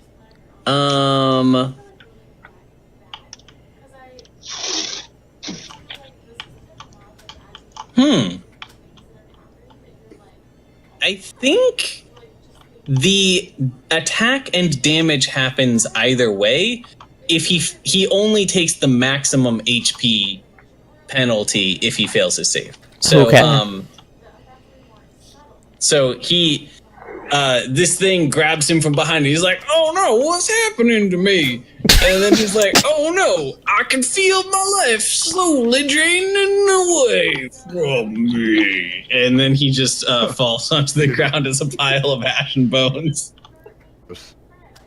Is the Slimer happy that it did this? The Slimer appears to be doing like when a Pokemon has just won a battle. He's kind of like bouncing back and forth. Like he's very happy with himself. Good job, Slugma. Okay, this guy totally has to be renamed to Slugma. It's so good. All right, and What's this? that, unless Venitus wants to do something, it's actually Wex hasn't done anything either. You two both can do something on your turn. Yeah, I'm straight chugging a potion. Is this Orog out of the house? This one right here? Or is it blocking? Yes. Are we blocked by the one that just died? It's difficult terrain. You would have to climb over his bones and dust and iron. Okay. Can I see this one?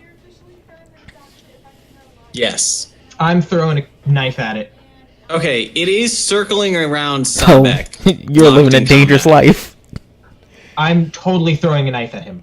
Gosh. Okay, do it. Fuck yeah. I'm so sorry in advance, Sahbeik. Okay. That hits. Huh, Okay. I killed it. Actually, knives are monk weapons, so you can throw as many as you could do a attack. I'm pretty sure. Oh, and then I'm throwing another one. Let me confirm. Martial arts. If you are unarmed or wielding only monk weapons,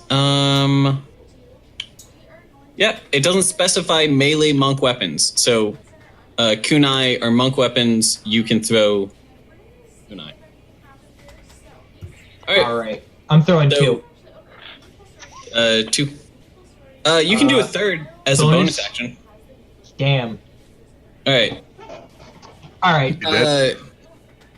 So I did 6 damage, and if is this accurate? Did this guy have 6 health, or is that 6 not right? That is true. I want to say that you throw 3 like bullet time, like almost instantaneously, and just one hand with 3 kunai. I throw them. Yeah, you throw them, and 2 of them bounce off of either side of his. Okay, so what happens? He's circling around Sahbeik, about to like take a swing, and then he hears from the side, "Oh no, I can feel my life draining away." And he turns over, he goes, "Oh no, Carrie!" And as he turns to face you, he has faced you with his helmet. 3 kunai come fanning at him. 2 of them hit the left and right sides of his helmet and go flying off, and then one hits the middle of his helmet, which is to say his face. And then he just like sits still for like 4 seconds, and then just like a log like thumps on his face into the ground. At this point, Sahbeik would laugh even harder because he's been laughing this whole time, kind of maniacally. Well done, Birdman! It's so In good. the name of Varunga, and then just holds up the dragon's tongue. Oh wow! Fuck you, Sahbeik! Okay. Next time, don't throw knives near me. Oh my gosh! Wait, before we end this turn, can I please quaff this potion? Yeah, you haven't gone yet. Yeah, You can quaff the potion. I'm gonna do it. It's Quaff a pot. Is it 2d4 or 2d6? It's 2d4 plus 4.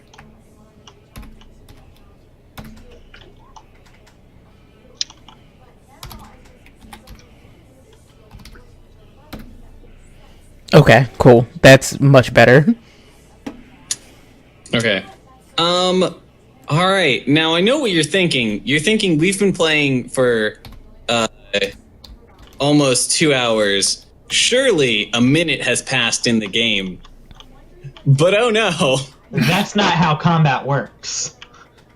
We are back to 3 minutes and 0 seconds focusing on Lunara. Guys, I'm sorry, Dungeons & Dragons is ridiculous. I don't know another way to do a battle like this.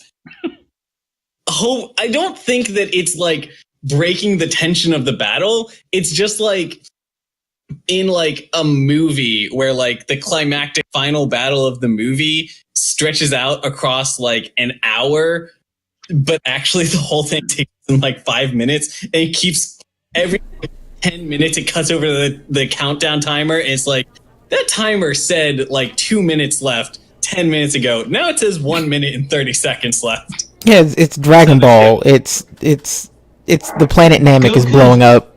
Yeah, Goku's yelling right now. I think Goku is Sahbeik in this situation. Oh my gosh. I Sahbeik has his hands in the air going, Sahbeik's more of a Vegeta. Let's Sahbeik be is real. definitely more of a Vegeta. Yeah. In personality, absolutely. Venitus, I think Venitus is the person in the party with the personality of Goku. And I'm sorry, Cody, I did just call your character a dumbass. I mean, Wait, is he Goku like canon Goku, or is he just Goku from It's Kakarot. it's Kakarot? No, I meant like, so he's like Team 4-Star Goku? I don't know. I haven't watched that much Dragon Ball. Okay. Also, I feel really bad for Lunara, just over there all alone. I know. yeah, this is. She's not alone. necessary. She has her giant raven. Oh yeah, that's right. I'm like, I thought that was another enemy. Hey guys, I'm gonna delete these two little map things. They're cool. I have more of them available for whenever they are needed, but I need to make some space. Okay. Cool. All right. So hey, Lunara, you were scouting out this area. You saw these enemies. You are currently, I believe, hunkered inside of this building, which has like 3 walls, and you are like just kind of standing in the like open section of it, scouting out as these orcs all around you are converging further into the city. None of them are aware of you, and both you and your raven have the element of surprise. You have 1 minute, which is 10 turns. What do you do?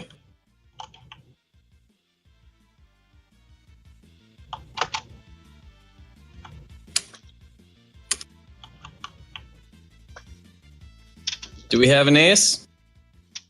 You not here? She was just I responding. cannot hear her.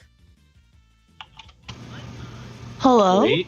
There Hello, you we are. can hear you. I had a double mute going on. Anyways. Have you been talking to us this whole time? No, I have not. I've thank just been Jesus. I've been like headcanoning that like my actual stealth is as good as my character's stealth. I'm just like, nobody knows I'm here. No, not the orcs, not my party. This is great. I'm Just realized she was in the room. Okay. So what's Lunara's strat? You said they're heading towards town. Are they like converging at all, or are they staying like spread out like they are? They are staying spread out. It's I never know how much of this stuff I should leave as like subtext, but I'll leave this to the more nuanced DMs to try to like convey this stuff through subtext. You get the impression that these guys are like a brute squad who are trying to like suppress the townspeople and keep them scared and like hidden in their home. They don't seem to have a very clear, definitive goal in the town itself. They don't seem like they're heading for one particular building or like they're trying to slaughter people or anything like that. Ask a question. Yes.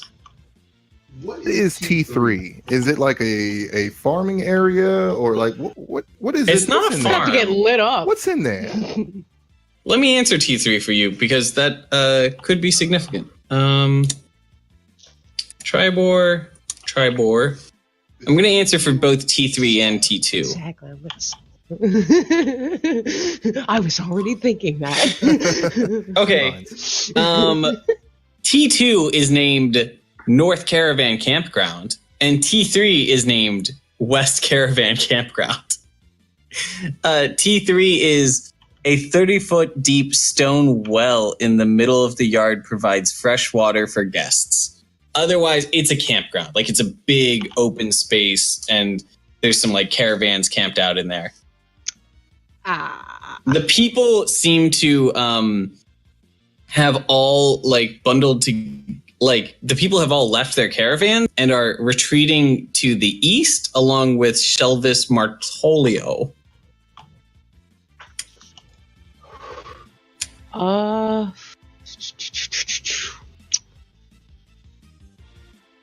Considering this one right here, the one closest to me is pinned between those two buildings. Yeah.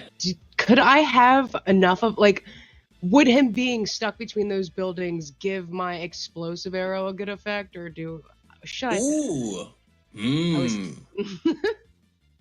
I mean, sorry about these houses, but I got a town to pretend I'm saving since I robbed No, it, I love it.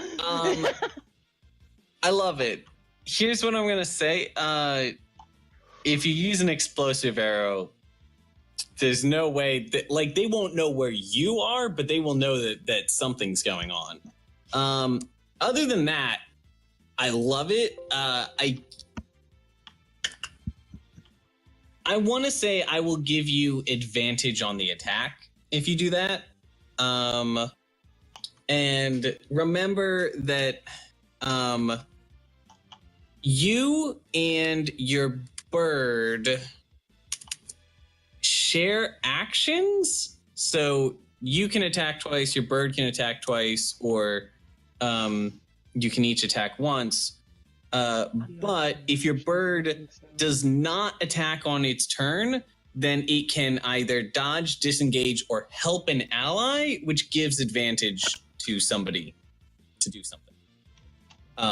I think I want to shoot that explosive arrow, but I kind of want to keep the bird in help status because I feel like they're going to collapse in on me and nobody else is here.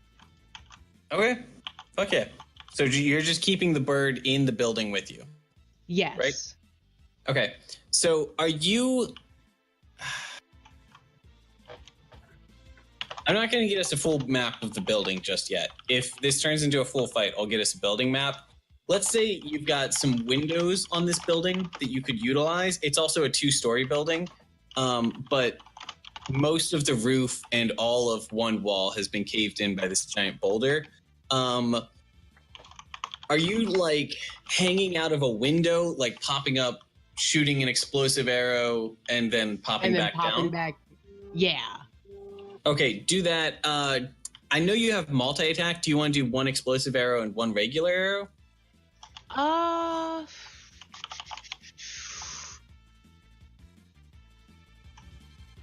Yeah.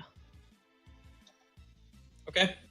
And you're going to have Gloomstalker, which gives you a 3rd attack. Okay, so then I guess I'll just do 2 regular arrows after that explosive one. I added the explosive arrows to my sheet, but I don't know if they're, like, special. I can't click them or anything like that. So no, sorry, I'm poking around on your character sheet. Let me see if I wrote down how they work, or I think I have something in my notes actually. One sec.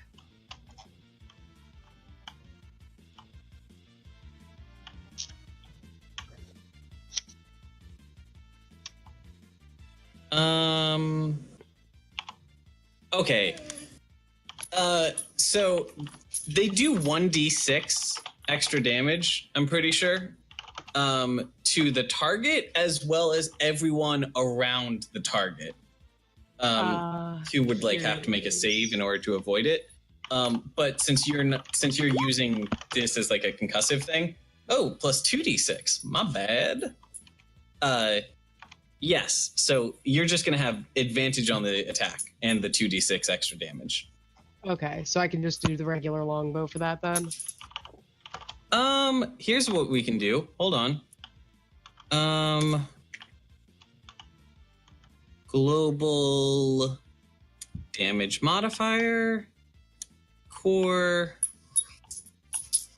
Zoom out a little bit, and we're going to call this...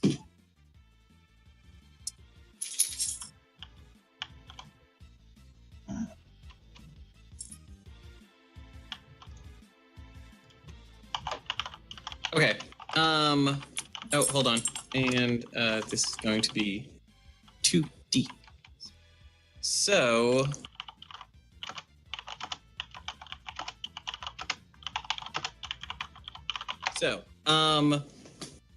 If this fire/explosive arrow thing is checked, you will do an extra 2d6 damage. If it is not, you will do regular damage. Sound good? Okay, so check it for the first one and then uncheck it and do it 2 more. Yes. Also, do you do 1d8 extra damage on your first turn if any of them hit? Right. So, 3 shots, 1 of them is explosive, and if any of them hit, then it does 1d8 extra damage. All right. So. Oh. 1 sec.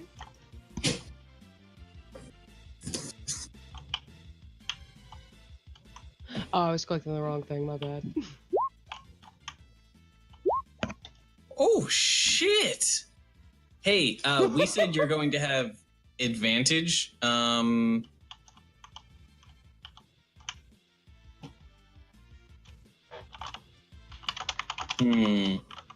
trying to think of a way that I can get at least 1 more of those to hit for you. So the first attack is going to be the one that has advantage from explosives. But your bird is on standby to give you advantage on an attack. Do you want to say that he, like, just before you did this, he, like, flew out and was, like, flying around this thing's head, distracting it before you did your shots? Yeah. Okay, so that's what happens. You're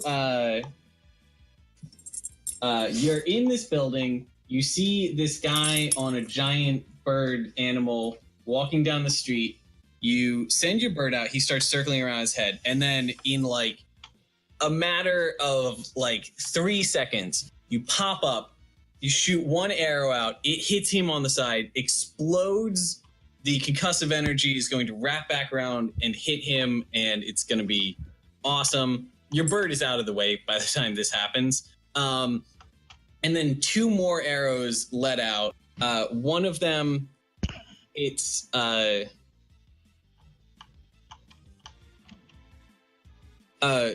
of them is going to hit the...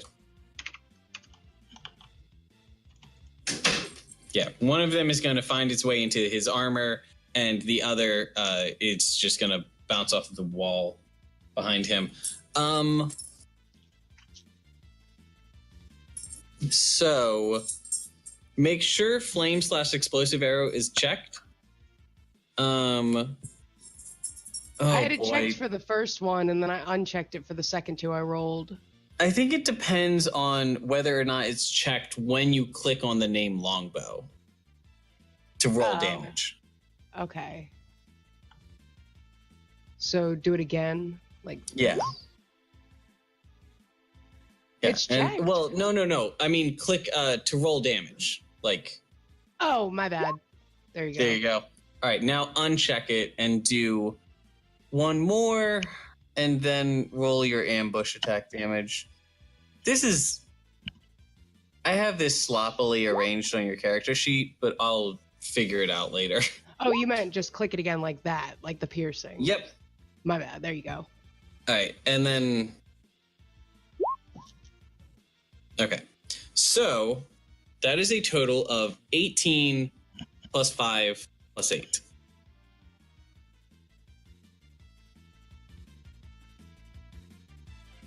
$31? No, it's got to have a 3 as its last digit. Oh, fuck. No, maybe it doesn't. Minus 18. Enter. Minus 5. Enter. Minus 8. Enter. Okay, you have successfully ducked back into hiding. This guy is going to... Start of the second turn, this guy is... Or I guess not the second turn. This is going to be like 30 seconds or something in by the time this happens. This guy is looking around for you for just a second. As soon as he doesn't see you, he knows it's a bad idea to stay here. So he's going to wheel his bird around and start running out the other direction while blasting his horn. And so some of these other guys are going to start circling back in towards him. However, nobody knows where you are yet. And both you and your bird are currently hunkered up in the... What do you do? I don't know. I feel like this would be another great explosive arrow moment. Fucking do it! It could be. I mean, they're all together. Asses up! Let's do it. English Yes. All right. I'm going to say, do you want to wait for the ideal moment? So, because right now, they're kind of all around town and like slowly converging. They're not necessarily I want to wait for with them an explosive. to like sync up. Okay. I want to see if they like meander around and sit there and try to talk about what they're going to do next, and then I'm just going to like stick it right in the middle of them. I think that's what happens. At least the first few of them get together and they're talking, and they are going to start making their way back into this alley, but like with their shields raised and like on the alert, weapons drawn, ready to fight as needed. And then you just blow them up. So let's get that. Yes. Just one explosive arrow? Now she's thinking. Just remember, we're going to get a hefty reward from doing this. Defending the town thing, most likely. But also remember that explosive arrows don't grow on trees, and you don't know when the next time you're going to find that merchant is. Yeah. Can I use one explosive and then one flaming? That way I've got 3 explosive and 4 flames left. Sure. Yes. Your first explosive is going at the guy that you like centered on the guy you hit before. Are you focusing your second attack on him too? Yes. Want to try to take him out if I can. Same strategy as last time. The bird is flying around, creating a distraction, so you have advantage. Yes. Okay. Your bird is out here. He's flip-flop. Okay. All right. Such a good little nugget. So give me 2 longbow attacks, and I'm gonna change the way I'm doing your character sheet, because I don't think that the global modifier thing makes a lot of sense. I'm gonna add it as just an extra damage. Okay.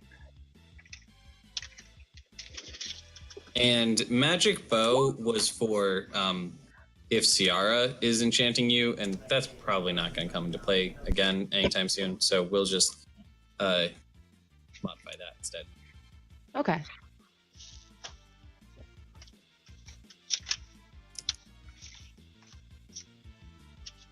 This is going to be plus.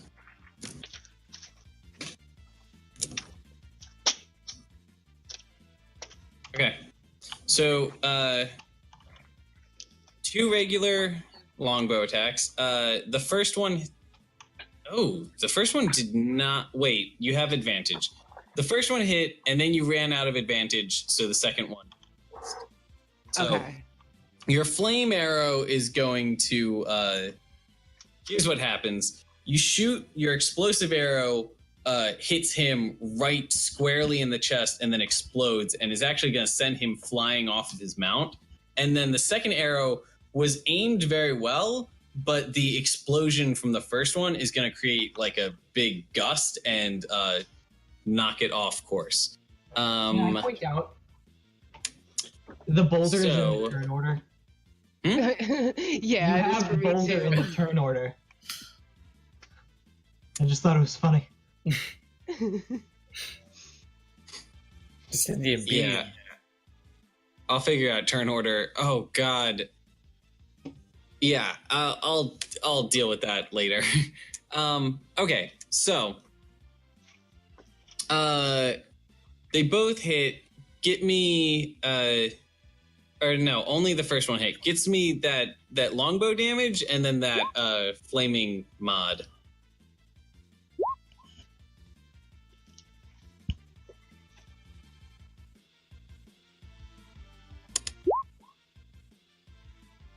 Those guys failed to avoid the explosion, So they are also going to take 6 damage each. So.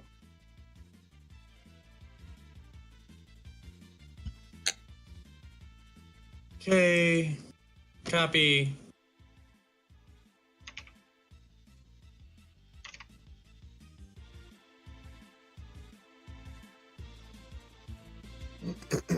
And this guy takes enough damage to kill him. So he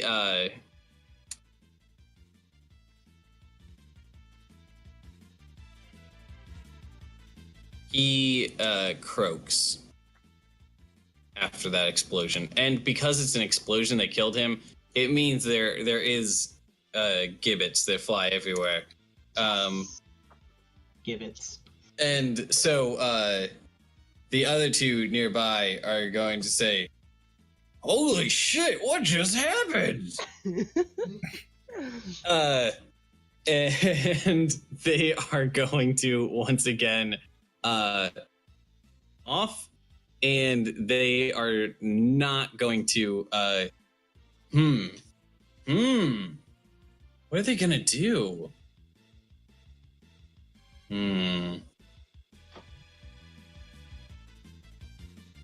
Okay. I don't think they're going to run off. Because I think they knew something was up because they heard the explosion before. And instead...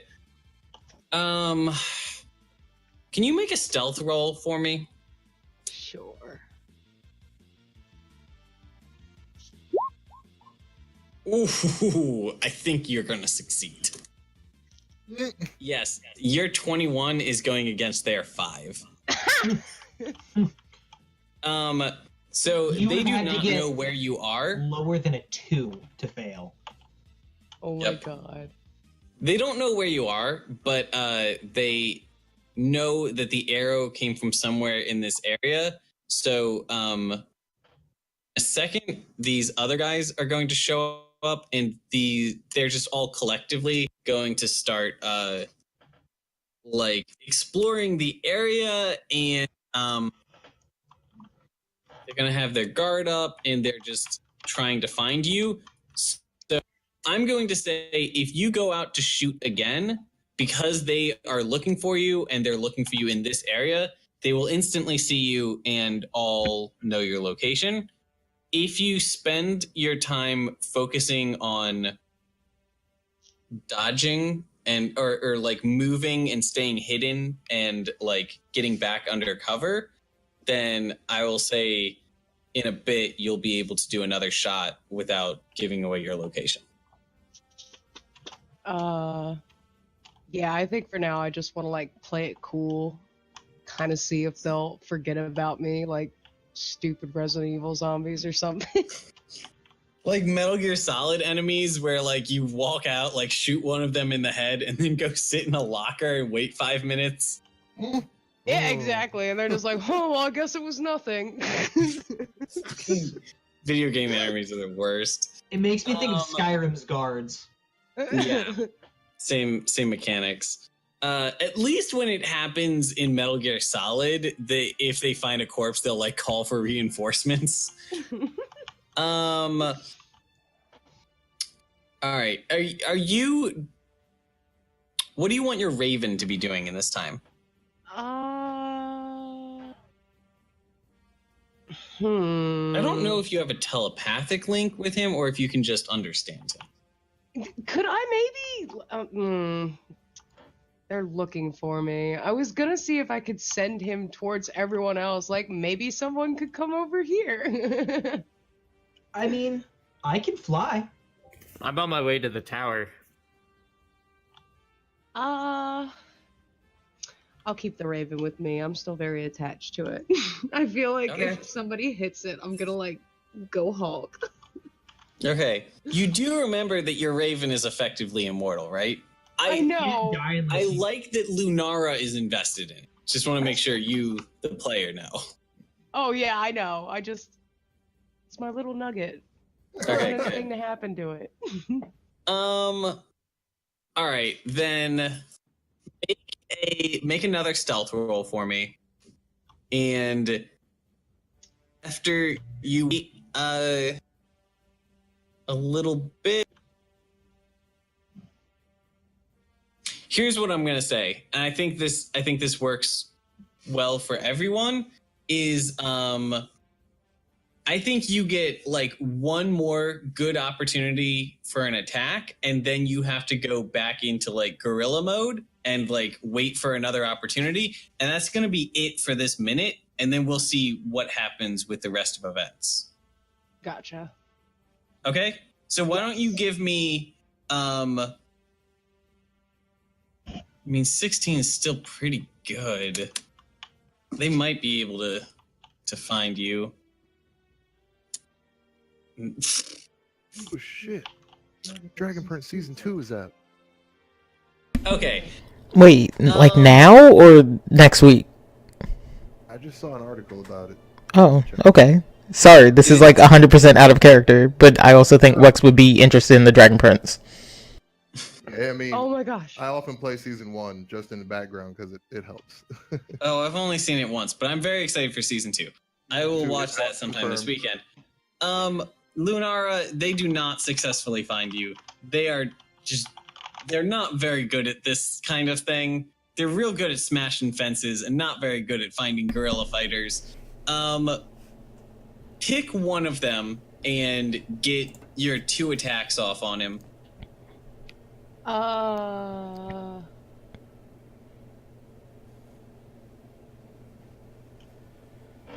Is this guy that's like closest to me still in the fight? Yeah. Yeah, I'll go for him. Okay. And I'm just gonna do regular shots. Mm-hmm. Okay, make sure to subtract those from your normal arrows as well, because you do have a... Right. Well, no, you'll just collect them after this fight. You're probably not going to use more than 20 arrows before you get a chance to retrieve them. Those both hit. Hey. Do I have to roll the... Yeah. For both? All right. 8 and 8. Not bad. Okay. And after he gets 2 arrows in the breastplate, he's going to run into the building and be looking for you. But I'm imagining you're kind of like...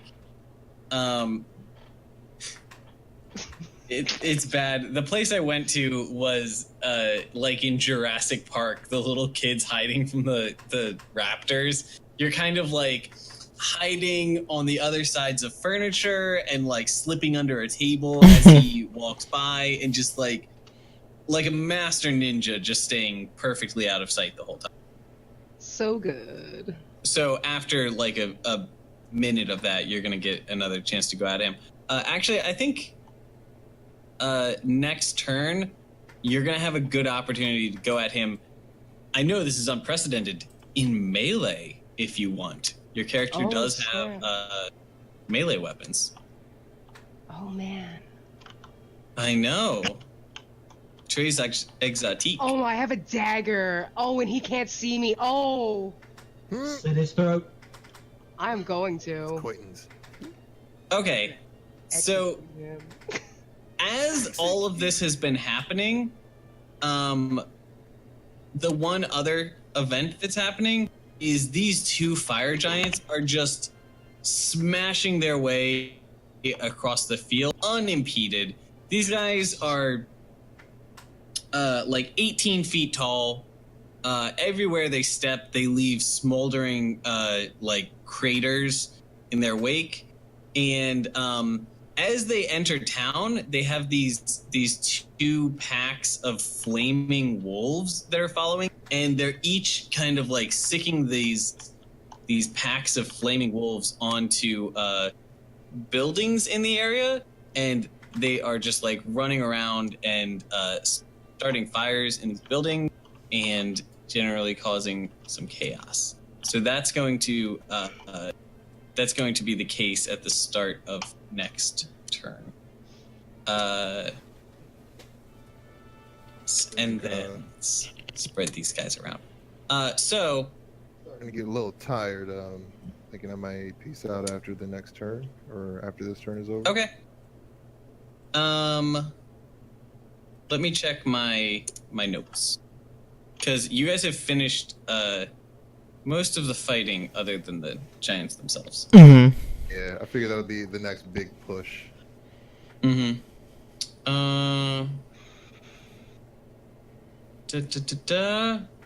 Okay, so the giants are clearly moving intentionally in one direction. And they are now, like, in your territory. Like, they can see you guys. Oh, Those of you who are out in public. Are any of you? I think Wex No. and I are on the map in public, but we should still be in that building. Yeah, we should still be in you C. are. I think I'm outside. Yeah. Yes, you are. But okay, they probably don't see you just because they're especially not looking. All right. So there's some chaos going on.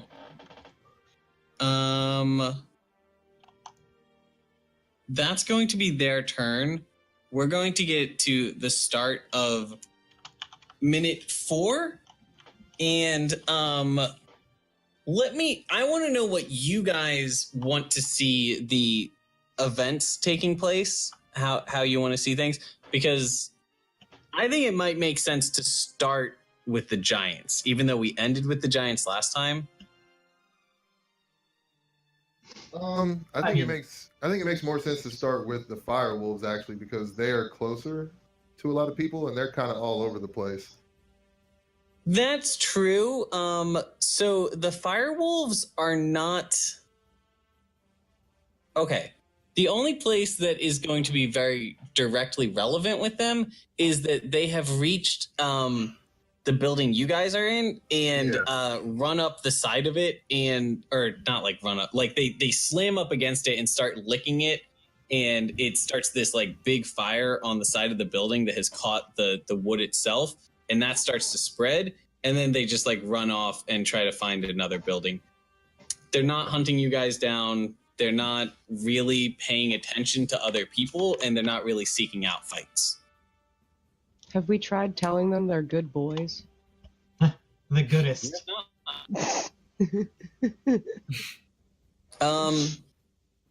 So Well, I mean, in that case, then I guess the giants do make sense as the next move. okay. Hogard is next to this building looking for someone to snipe. So if I have an opportunity to shoot at one of them, I'm gonna do that. Okay, then that's gonna start a fight because they will defend themselves. In the first half minute, they begin. Okay, so the giants are going to travel through town and just stomp straight over these fences. And they're clearly following like some kind of like beacon towards something.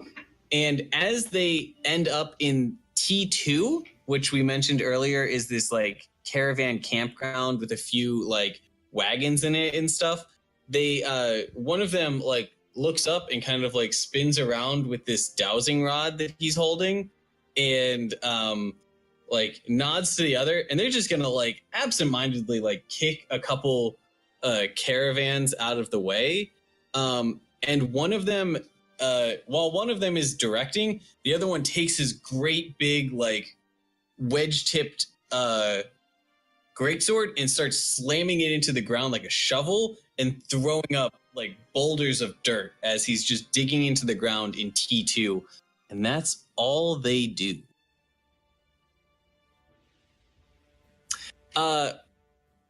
Which party do we want to go over next? The Orcs are still searching around town and like causing chaos and distractions. So I think we really have to go by group. So all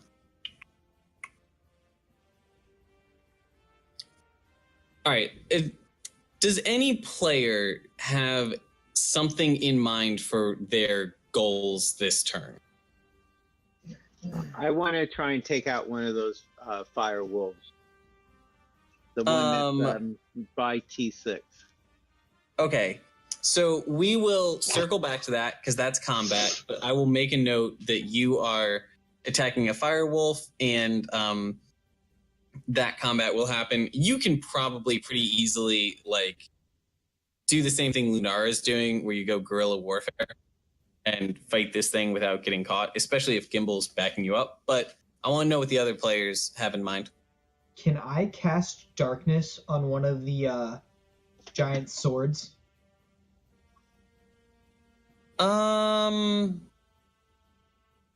Yes, you can. It's going to take a key point. It will distract them. I'm curious, does anybody... is anybody curious what the giant's goals are? Yes. I'm guessing they're digging for something. But that's Sounds only like curious. Wex has got a whole backstory with looking for the giants for one reason or another. Yeah, I'm looking for a horn, but I was actually going to say I'm very interested in that dowsing rod. And is there anything that I can discern about it from looking at it, or do I know anything about it? It is a wand, but it is a giant. It's a giant's wand. And it is his giant wand. And he's following it to his heart's intent, which is it's like a compass. Like, it is pointing towards something, and whatever it's pointing towards is in the ground in T2. Venitus is kind of like under the impression they're looking for something similar to whatever the Nightstone was Nightstone is the name of the town. Mm-hmm. Yes. So that's his thought. So he's more concerned about like distracting the giants, trying to stop them from getting whatever they get, long enough for us to make a plan. Okay. Because, I mean, I'm not, but if Siara was there, I think she would ask, like, well, why don't we just let them get it and leave? That's what. Well, I'm thinking let them get it, then maybe take it from them. Well, I was thinking, I had questions about the anti-gravity sphere that I have. Okay. Depending on how it functions, I mean, I'm reading about it, and all we have written down is a small fist-sized glass ball with a silvery smoke. When the sphere is destroyed, it disables the effect of gravity on everything in a 30-foot radius. So, that's true. How many explosive arrows do you have, Lunara? Because what would be the effect of firing or throwing the anti-gravity ball, letting it explode, and Lunara firing an explosive arrow at the dragon's feet? The giants? Nothing tying them to the ground at this point. I mean, they would fly 30 feet up in the air, and then gravity would reassert itself, but they would have the momentum that they established in their zero gravity space. So they would kind of just like anime away. Yeah. That's my idea for whenever we start to engage the giants. I don't know where everybody wants that to come in, but I think that would be a pretty nice wombo combo. And while we're talking about this, they're confused because one of their swords just started glowing shadow. Also, do these giants speak in a southern accent? Are all almost certainly, yes. Giants and orcs and Orcs southern? Yes. Okay. Are they talking at all? They are talking amongst themselves in Jotun. I understand. Venitus, yeah, he does. Do a perception check for me, and I'll tell you what they're saying.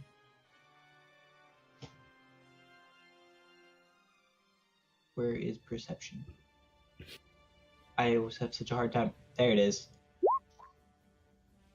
Oh yeah. Oh, nice. Venitus hears it all.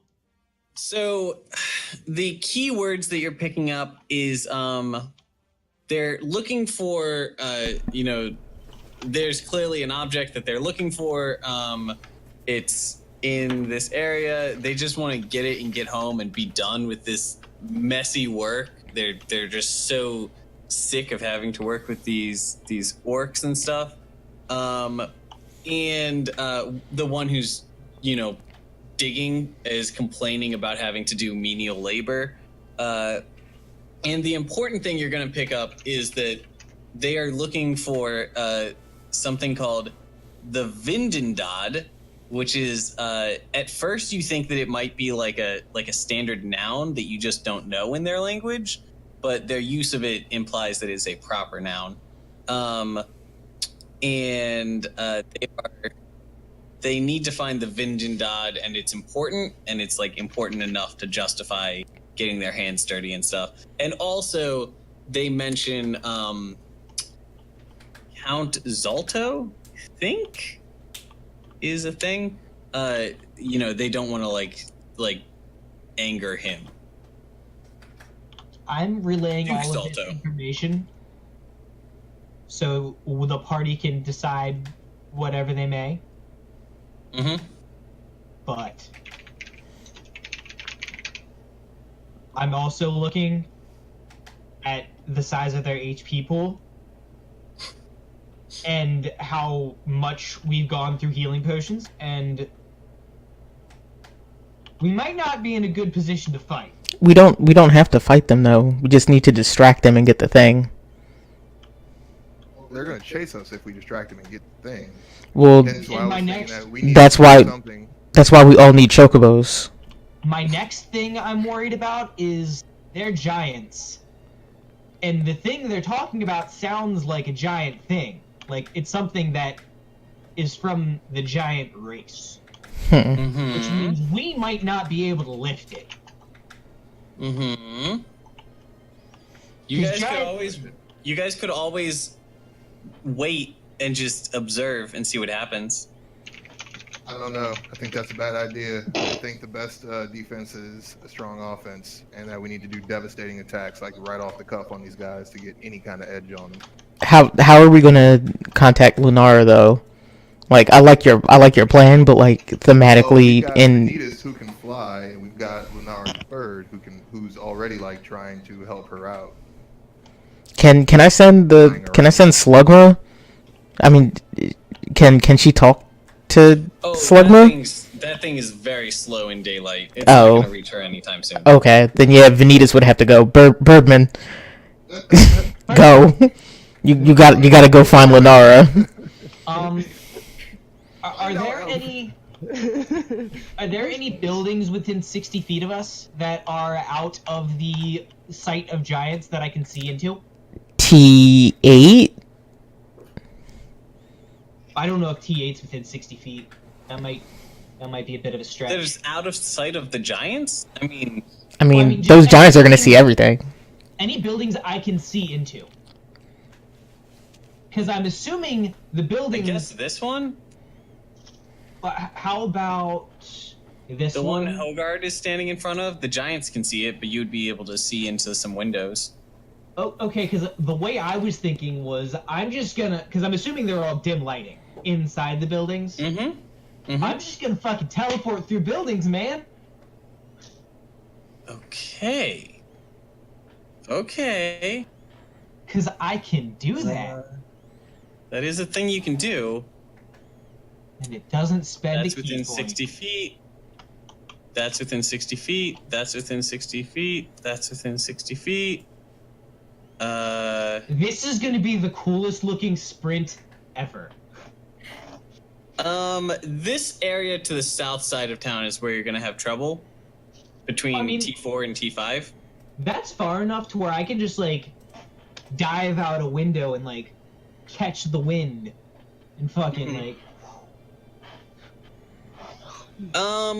Do you guys want to abbreviate the next, like...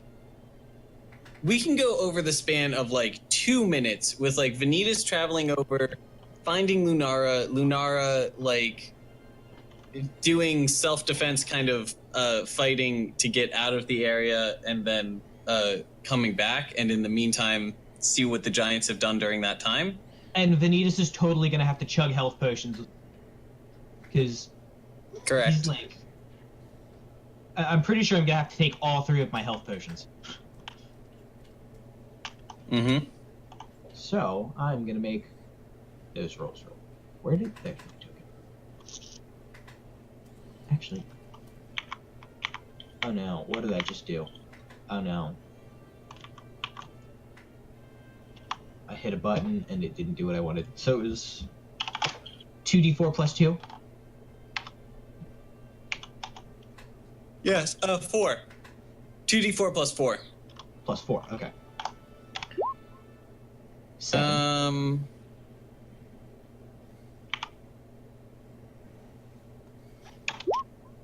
12. Okay. So I'm just trying to figure out what the best way to do this is that doesn't draw out the uninteresting part of this fight. So do you guys want to do a time skip for a couple minutes while Venitus gets Lunara and you regroup, and in that time you guys come up with a plan and like lay down some preparation, and then I guess we can start next game with like actually fighting the giants? Or if you guys want, if that's not something that's terribly interesting to you, we can abstract and abbreviate the conflict with the giants itself into more narrative structure and get that done tonight, and start next game with, you know, the next things that happen. I mean, I'm with Sahbeik. I would also like to fight the giants, and I'd rather wait to do that next game.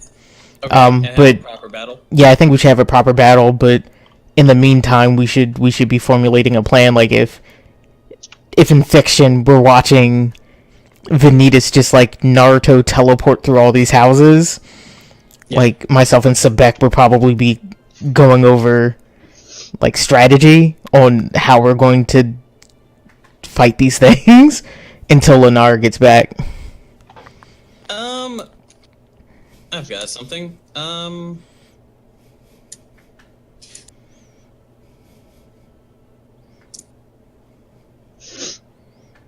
Add handout. Giant battle strat. And in players' journals, all players, and can be edited by all players. If everybody goes to the journals page, or I guess I can do show players, I have given you guys a document where you guys can write down your battle strategy. Don't know if this is the best way to do this, but yeah, let's. Do you want to spend? So we've got 17 minutes before 10 o'clock. Do you want to spend that time? So first of all, I need to cover this.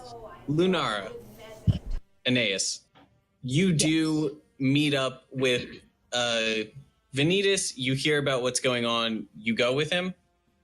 Yes. Okay. Then I'm going to say he, with his Birdman powers, assists you and gets you guys over here. Do you guys want to be working out of this on fire, like, tiny building that you are fighting in, or do you guys want to operate out of something more like T6 that gives you guys some room?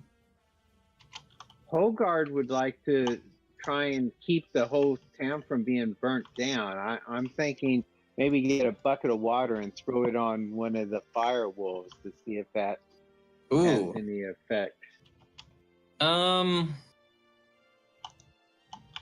That's gonna, I mean, that is a very good thing to be approaching.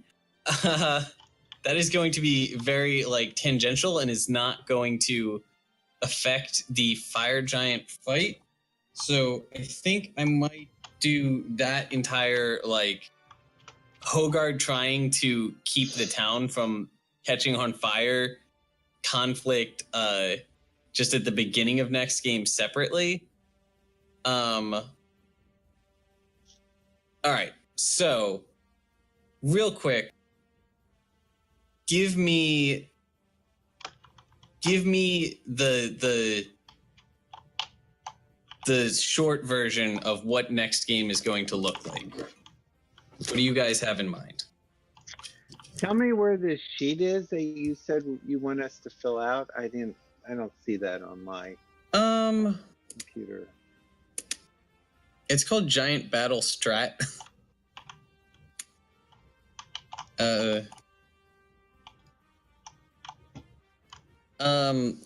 If you go to the journal tab in on the right side, it should be in your journals up at the top. That's just a place for us to compile notes.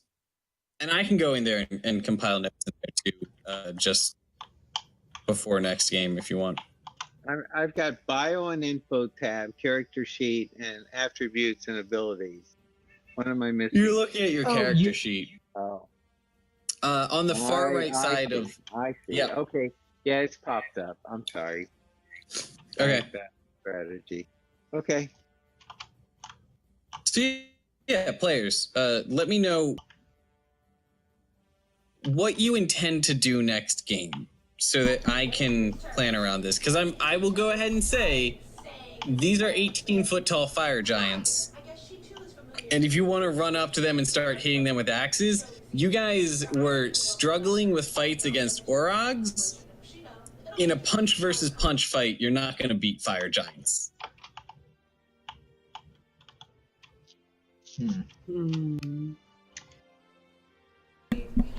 Does Sahbeik going full dragon? I was gonna say, does Sahbeik going full dragon make any difference? I mean, it probably could. He's pretty badass when he's full dragon. How much does that harm you long term, though, Zai? It's fine. Would you be? My only thing is, they have 162 health each. That's a lot. That is a lot. Gosh. Yeah. You guys killed one giant who was, statistically similar to them last time by sicking a dragon against it for half of the fight. And I think they got like one hit against you, and it sent Gimble into like the other side of the cavern and like almost killed him in one hit. I mean, I don't know. I think fighting these dragons right now, fighting these giants tonight is a bad idea. Oh, tonight, no, not most tonight. definitely a bad idea. No. We're not doing it tonight. I just want to know what the plan is so that I can prepare for next game. I mean, I like the idea of the anti-gravity stuff, but what I don't know what our follow-up is. Yeah, that's a good start fight, but that's not gonna end it. So if I can get to the Follow-up tower, was the explosive arrow, hopefully giving them momentum to shoot them up or shoot them away from the area a little bit. So they're not like right on top of Wex, Sahbeik, and Venitus. If you guys want to get away, they're not paying attention to you. You could easily just like walk over to a different building. No, the knock away is more to knock them away from their target and to get them away from us, so that when we start combat with them, they're not right on top of us. Okay. They'll have to come towards us a little bit, at least.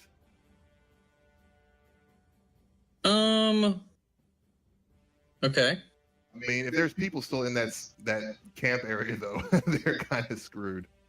Oh no, they're gone. So, do you guys want I to? will be taking the high dragon, the strong dragon blood. So there will be a dragon. Okay. All right. So, is the strategy then that you guys get a strong opener to the battle, just lift them and toss them, and then your tanks close in and start punching while your ranged people shoot, and you just hope for the best? Yep. I'm gonna be doing lots of dragon fire, hopefully. Dragon blood. So yeah. I'm going to try to get to the tower T1 and just shoot as much as I can. I have 1 explosive arrow left. And 15 light arrows. Okay. How do we handle death of a character? a player character in this game? I guess we'll find out. It is never a good question to ask before a fight. Well, typically, so some people do more like Game of Thrones style, like gritty D&D, where death is imminent at any given time, and if it happens, and you just roll a new character and fit them into the story. I find that it's more interesting to establish good characters and then let them develop over the course of a campaign, and death just ruins that most of the time. So usually I don't have death be a thing, and instead if you drop to 0 HP, you're just like unconscious, and maybe you get a scar, or maybe you get like some kind of worse thing that happens because of that. Like maybe your character like loses an arm or something. And then if the entire party, gets knocked out, then I mean, I hope it doesn't happen, because it's always like I don't think it has happened to me before other than once or twice. And if it does, then I just need to find a way for the party to justify that the party all goes unconscious and then eventually wakes up, which means they're taken captive, or the enemy achieves their goal and leaves, or like they are rescued at the last moment or something like that. One other thing real quick. Can we enlist Siara for the next fight? Okay. Yeah, I feel like that doesn't tip the scales too much in our favor, but also certainly not. that gives us at least something else to pull from during this fight. Enlist all of the ghosted players. I think that's just the equivalent of like a like a summon. I'll be right back. I Okay, got so food in the oven. Okay. So we have someone who can understand giant, right? I feel like maybe we should try and negotiate with them. I think your head is at a very good place, Hogard. But I feel like that's what's the direction we're supposed to be going. What's our negotiation tactic, though? Like, what leverage do we have over the giants? First, we have to see what they want. Well, I think that important step number one is establish what you guys want, because if what you guys want is to get these guys out of town, then helping them to achieve their goal as quickly as possible might be the fastest way to do that. If your goal is to like get vengeance on the people who have died, then I mean, killing them might do that. If your goal is to get the treasure, then letting them dig it up, helps you get to it. And if your goal is, get the most treasure, then maybe let them dig it up and discreetly follow them back to their, home base and steal it from them then. Like, you can think about it from a macro perspective that isn't just, how do we kill them? It can also be why do we kill them? Venitus's point of view is not every battle fought is a battle won. What does that mean?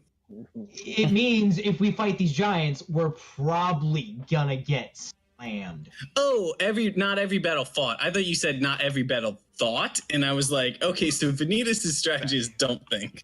Okay, no. Okay. Like, depending on how we handle, like, because I don't want to, like, wipe the party. I mean, I will say, if in character the party wants to get into like a heroic, like, I won't in over their head epic battle and then lose, like, that is a cool thing that happens. Like, that's a thing that happens in anime and story all the time. I just and don't then want we Venitus just see what happens from there. But I think that Like, that has to be a conscious decision from your characters. if Venitus isn't gonna die, I'm okay with it. But like, Venitus Jr. doesn't want to have to come into the fray at any point in time. I, as the DM, promise not to kill any of your characters without talking about it with you beforehand. But I will say, I think that this is a reasonable thing for your character to be thinking, and I think that the vast majority of people are sane and have a self-preservation instinct that makes them not want to do things that will kill them. Yeah. This is true. It doesn't seem like the best idea. It's not so much about the best idea, though. I think this ends up being like a opening to Xenogear situation, where we kind of just want to protect this town and maybe the people in it. I don't know how invested everyone else is, but So like we're in a massive battle situation. There's enemies all around us. There's rocks flying down all around us. There's flaming dogs licking buildings and causing fire. Correct. So Yes. the fight or flight reflex is being triggered, and there's not necessarily a whole lot of rational thought. It's either we run away or we fight. And as Well, far my as thing is, the only choice is to fight. Like, Venitus- you're surrounded.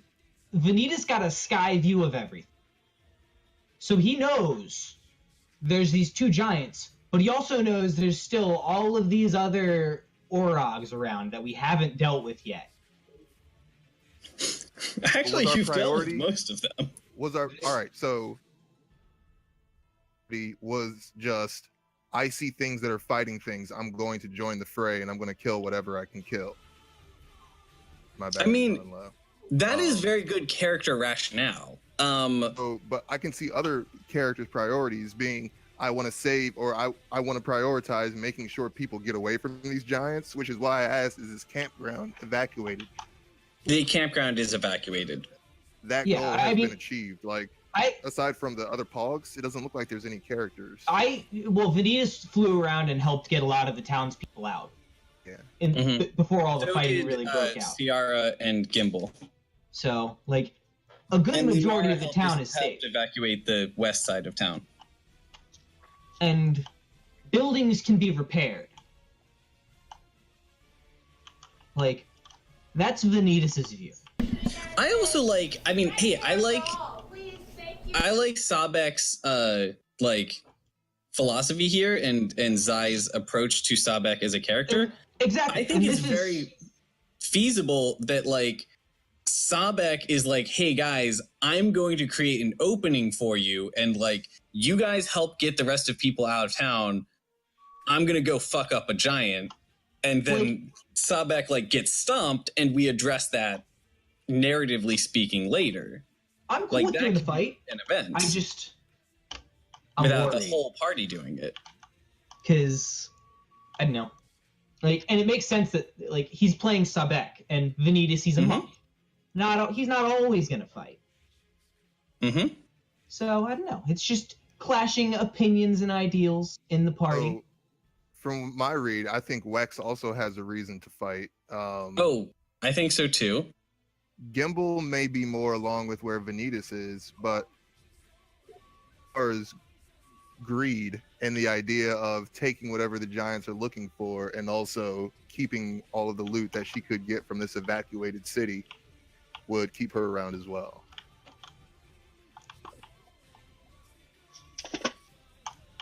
Was that about Lunara? Yeah.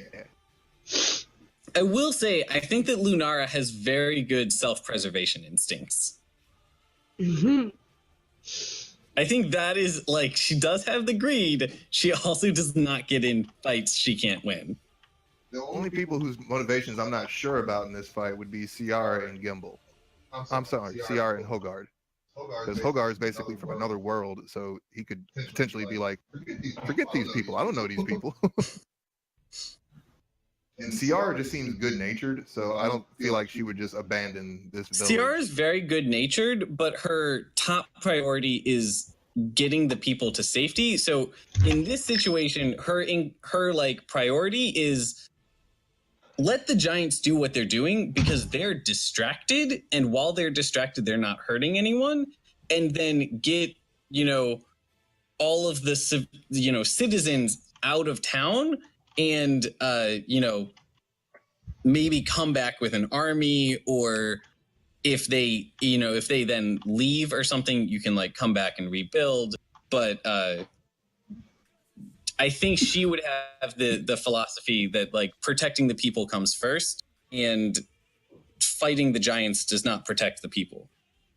Yeah, I mean, I'm down with taking some serious injury. Like, there's nothing. I think that this is how we're. Ranger, I think like, this is what we're looking at. injury. I think there's going to be a party that fights the giants, and then a party that like gets the rest of the people to safety while they are, while that's happening, or else that is kind of like sitting in reserve to like help them get out if the situation goes south. It sounds like we are at least going to have like one group that is fighting and another group that is not fighting. Yeah. Like, Yeah, definitely. worst comes to worst, if it's looking hairy, Venitus will help you guys out in the. But he's gonna try to at least talk you out of it. I mean, it makes sense that there is a difference in strategy here, simply because, I mean, I kind of taunted you with the tongue of your friend. Yeah, you did.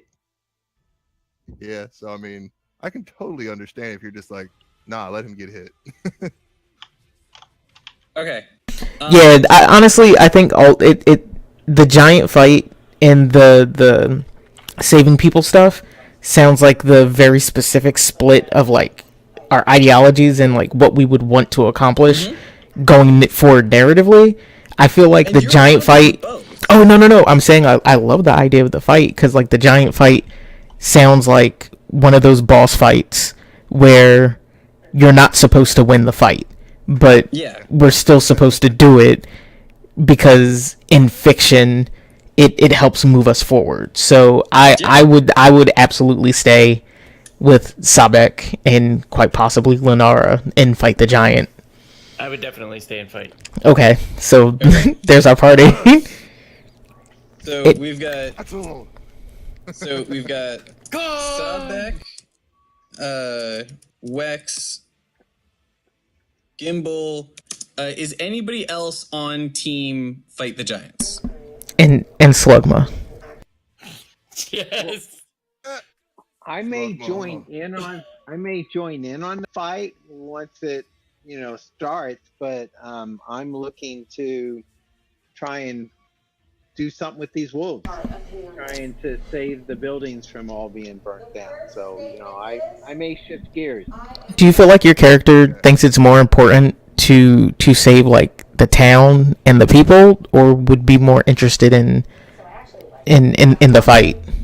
My character's a little overwhelmed with the giants, I think. He is a dwarf.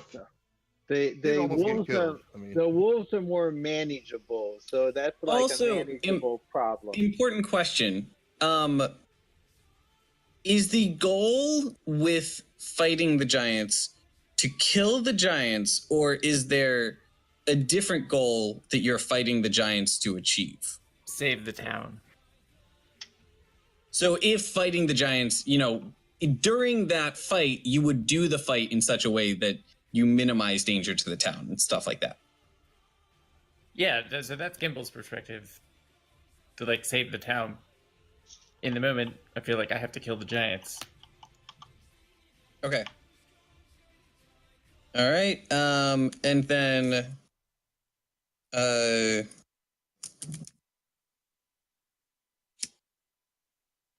put out fire,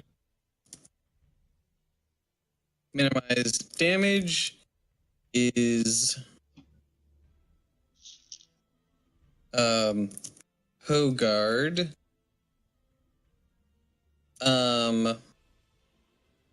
I am putting Siara into the fight with you guys because she is a like defender and protector at heart, and because you guys want Siara. But her priority in this fight is not killing the giants. Her priority is getting you guys out alive. So if one of you guys is knocked unconscious or something, she's going to focus on getting you away, before you die, rather than finishing the fight. See, I feel like if Siara's in the fight, Venitus is going to be in the fight to help protect Siara. And are you kind of going to be on the same page as me as far as make sure shit doesn't go too south, fight, but trying to be on the sidelines and make sure everyone gets out of it alive? Yeah, like I said, if the fight breaks out, Venitus is going to help. He just wants to at least try to talk people out of it. Okay. Siara. That doesn't seem like it's going to work. Because... Alright, Sahbeik. Okay, so... Sahbeik, Wex, here now. Gimble, Siara, Hello? and Venitus, and Hogard are accounted for. You guys hear me? The only person I don't have accounted for is Lunara. That's weird. I'm not even signed into my computer. Lunara said she'd be in the fighting team. She said it in Discord chat. Okay, I'm back. All right. Yeah. All right, so I have. There's gonna be I have the. This is what I have down so far. I will post it in chat. Yeah, Siara joining the fray especially tips the scales, because Venitus has been traveling with Siara the longest, and she's like a little sister to him now. Okay, so yeah. He's in it for the long haul if that's the case. A really weird little sister, mind you. Fucking. Oh yeah, she's very weird. Anaconda jaw with fucking. But she's also just very charming and just a very nice little girl. Okay. So with that, I think we are all good, and I will try to work with that and come up with a good script for next game that covers all that stuff and keeps it interesting. And I mean, we can also. You said all of us can edit that document. Yeah. So, I mean, I don't know if I actively think about this games, fights, and strategies and stuff throughout the week. So if I think of anything, I'll just make little, bullets on strategies we could do. Okay, yeah. All right. Yeah, I think we're all going to head out and go to sleep. Alrighty. Well, I will catch you guys on the flip side. All right. Good night, everyone. There were some really great fights in this one. Yeah, this was super cool. Thank you guys for just entertaining these ideas, because that was a lot of fun. That was great. It was really good. Awesome fight. I'm happy I got a springboard kick in. All right. Good night, guys. All right, guys. See you. Good night. Bye.